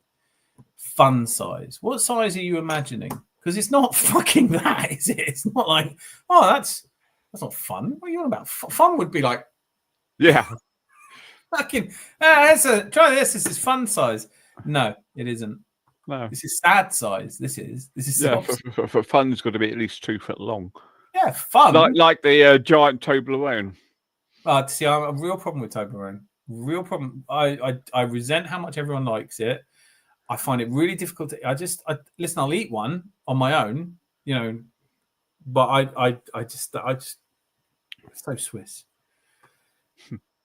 So Swiss. It really is the most Swiss chocolate. I mean, it just like put those little bits of that nougat in there so it cracks on your teeth. Make the whole thing really painful for the roof of your mouth. No. Honey? No. No, all fruit chocolate. Okay. Have you been to Wendy's before? Yeah. Man, I drove from one side of the United States to the other. I've had my fair share of. I like Wendy's a lot. Chicken shop, Taco Bell, roller bar. It's like you're rapping. IKEA chocolate. Stop it. Stop it. When you get to IKEA chocolate, just stop it. Fresh drip. People like Lee Gunner created dark chocolate because they hate people. Fucking numbnuts. Dark chocolate is has its uses. I must say, in cake making. I'd rather have a Fredo than a Roshi. Do you know what? Who was telling me the Fredo? How much they are now? Fredo. About 60p. I know. Everything is so young expensive people do. now. No wonder young people shoplift, or it should be anyway.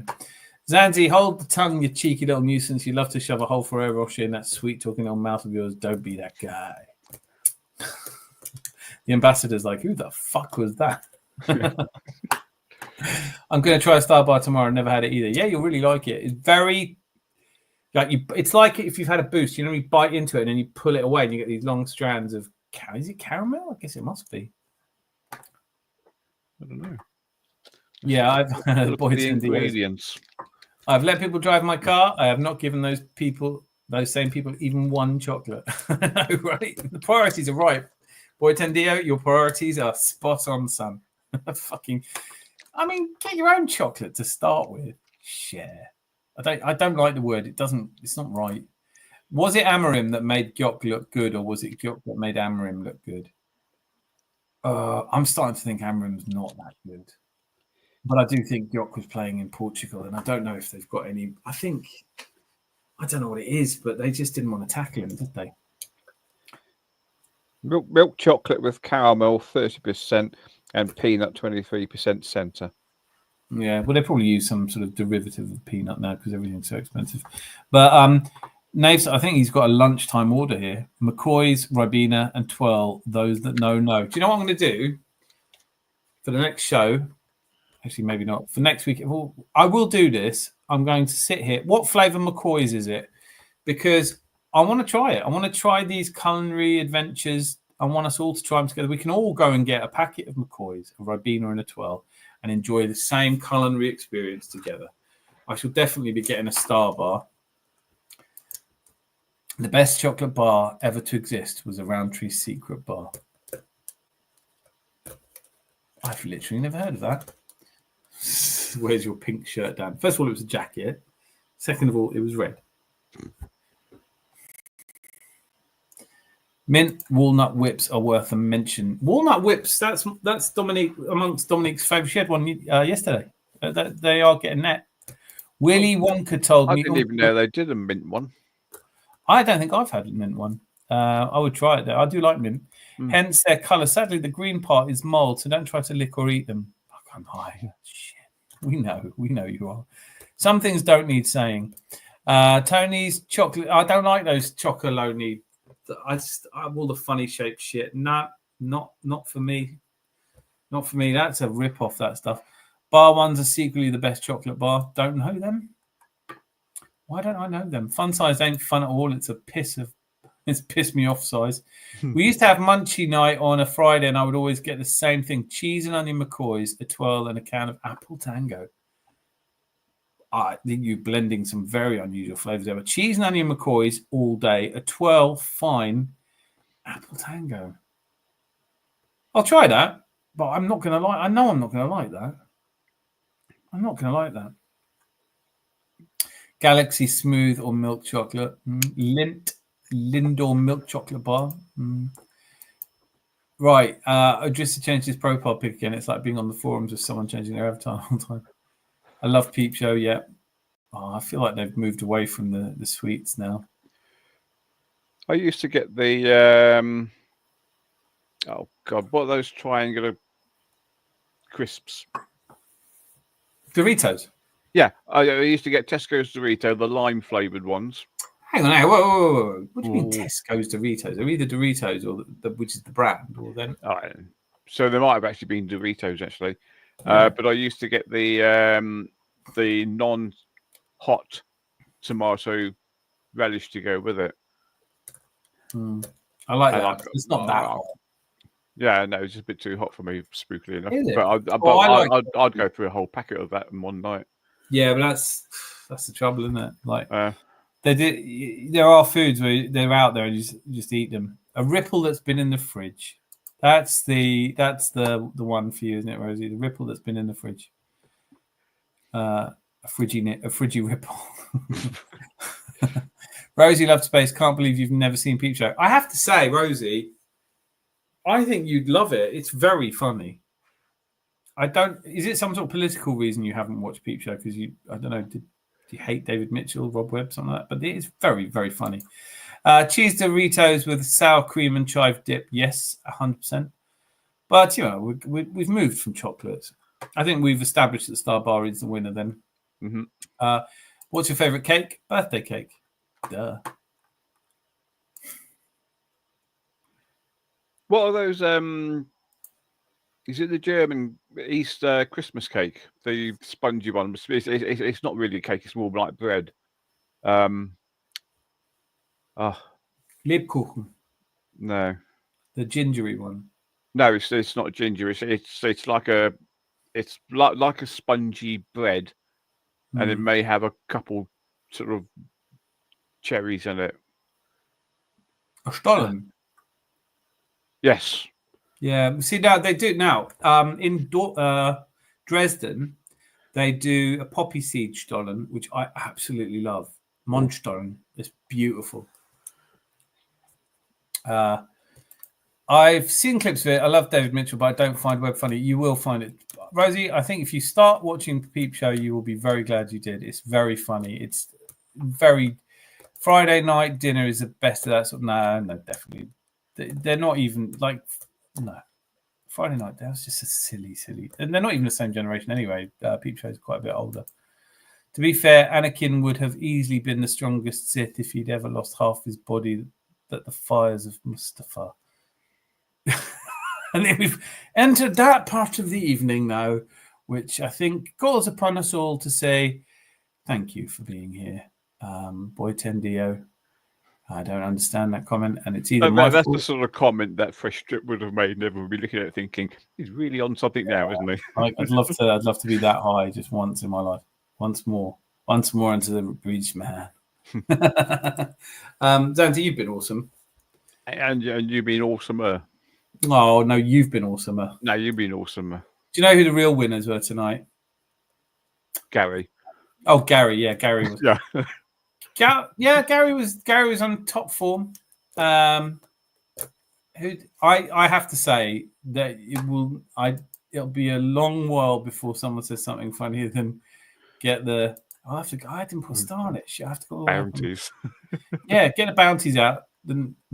Where is it? Get as far as fucking possible. Yeah. That is so good. But I thought I'd start... Oh, there we go. I'm starring it now. Get the bounties out. And once they're out, they can fuck off. Then fuck off some more. That's an oppressive amount of anger that does accompany a bounty. You know, and that is just how people feel. I went back to watch IT Crowd for the first time and I was very impressed. I am Matt Berry. Mother! I know he says father, by the way. It's just copyright. I'm not allowed to say the same thing as him, and I'm not allowed to be within 20 yards of him as well. He's an injunction. I say, technically speaking, the bounty should have been apostrophe S. Technically, we're not doing it. Come on, mate. But no. The Adam's Arms, all right? It's a pub. It is, yeah. Grammar, you know. Yeah, totally agree. IT Crowd doesn't hold up, Rosie. It's good. It wasn't my favourite. Graham Linehan will tell you that he's been cancelled. I think he's just been ignored for a bit. Apothecary Diaries. I have news. My eldest loves it. And he's got it. It's not on, by the way. I looked for it on Disney. It is not on Disney. But he has it on a streaming service. So we're going to watch one together tomorrow. Yeah, I am watching it. I took it seriously, but I just couldn't find it anywhere. And I'm not, as you know, I'm not starting a new streaming service. Anyway, on that bombshell, he does actually have excellent taste in lots of things, but not necessarily in everything, because he's only 18 years old. So listen, Zanzi, thank you for being here. Last words from you. It's been absolutely awesome again. It's been emotional. We stuffed Leeds United 5-0, but I was really pissed off about it because I put them down for 4-0. I know. I said our real team would have won 25-0, and everyone knows it. But I mean, if Max Dalman's going to dive in the penalty box, then I'll take it. Cheating, the best kind of cheating. Yeah, and I thought the penalty from Yoka was pretty poor, to be honest. I mean, I think I'd have saved it. Yeah, I'd have been in the net with the ball, but I'd have saved it. I'd have been like that. Yeah. No. Do I have to stand there? It's not. I'm not going to. It's like don't make me stand in front of one of these shots. You can imagine 2 days later you wake up. Did I save the ball? I said, yeah, it hit you on the head, went over the Not cross. so much saved it. You might have punctured it as it went in. I think you caught one of your teeth. Yeah, but you got Adidas. But you got Adidas on your head still. Rosie, I just want to say, look, you are the best mod. We're going to have some more mods soon. I need to add some more mods. let me know if you're interested. Next stream's Tuesday. Although might do a live tomorrow. I might just go live tomorrow and cover the old football. And if you're here, you're here. And if you're not, you know, you don't owe us anything. We're here for you. If you have liked and subscribed, great. Most important thing you guys do is you turn up, and you are amazing every time you do. And I am so grateful that you do. So thank you for that. I'm not going to make this a Gwyneth Paltrow moment, but it's been great, man. It's been so deep. My last words are, what shall I play on the way out? That's the... Well, why do you think of that? I'd just like to say that those who've been typing in the chat again, they've been slightly above mediocre today. So they're getting better. Oh, come on. They've been quite a bit above mediocre. They have, yeah. They have been quite above mediocre. Do you know what I might do? Actually? I can't do it. Damn it. I keep meaning to play Lone Star Londoner song, which I haven't played for a while. But no, tonight we'll go out with Eze, and this took me a little while. I woke up thinking about this, and came and made it with AI in very quick time. I was like, there you go. That's what it felt like yesterday. Hey, oh, lovely point. And you can't go wrong with a bit of Mr. Tom either, can you? Almost everything has something to do with Leeds United. Mr. Tom, that's my name. That name again is Mr. And finally, I have to admit, Eze coming out onto the pitch was a bit good, wasn't it? Oh, mate. The look on his face. And he's pointing to God, and I just, you know, whatever your thoughts, whatever you feel, whatever the slaggery is lower than usual. I'm afraid that Sam maybe he's got a lot going on, and he may not be around as much for a little while. All my love to you, Sam. Told you we'd walk him like a dog. You did say that.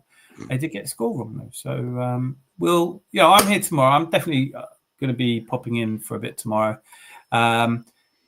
See who's around, see what's going on. Open up. If you're here, you're here. If you're not, I'll miss you, but we'll move on. Tuesday, definitely 10:30 Zanzi. Put it in the diary, please. Yeah. Tuesdays, Thursdays. I've got a tattoo on it now. Tuesday, Thursday, 10:30. Yeah. I mean, I did toy with changing it to a Friday, but, you know, we'll see. It is what it is. Oh, I'll change my tattoo then.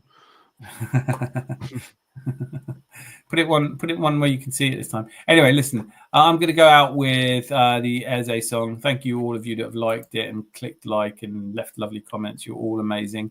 Until I see you, be lucky. Bye. What's up, yo? What's up?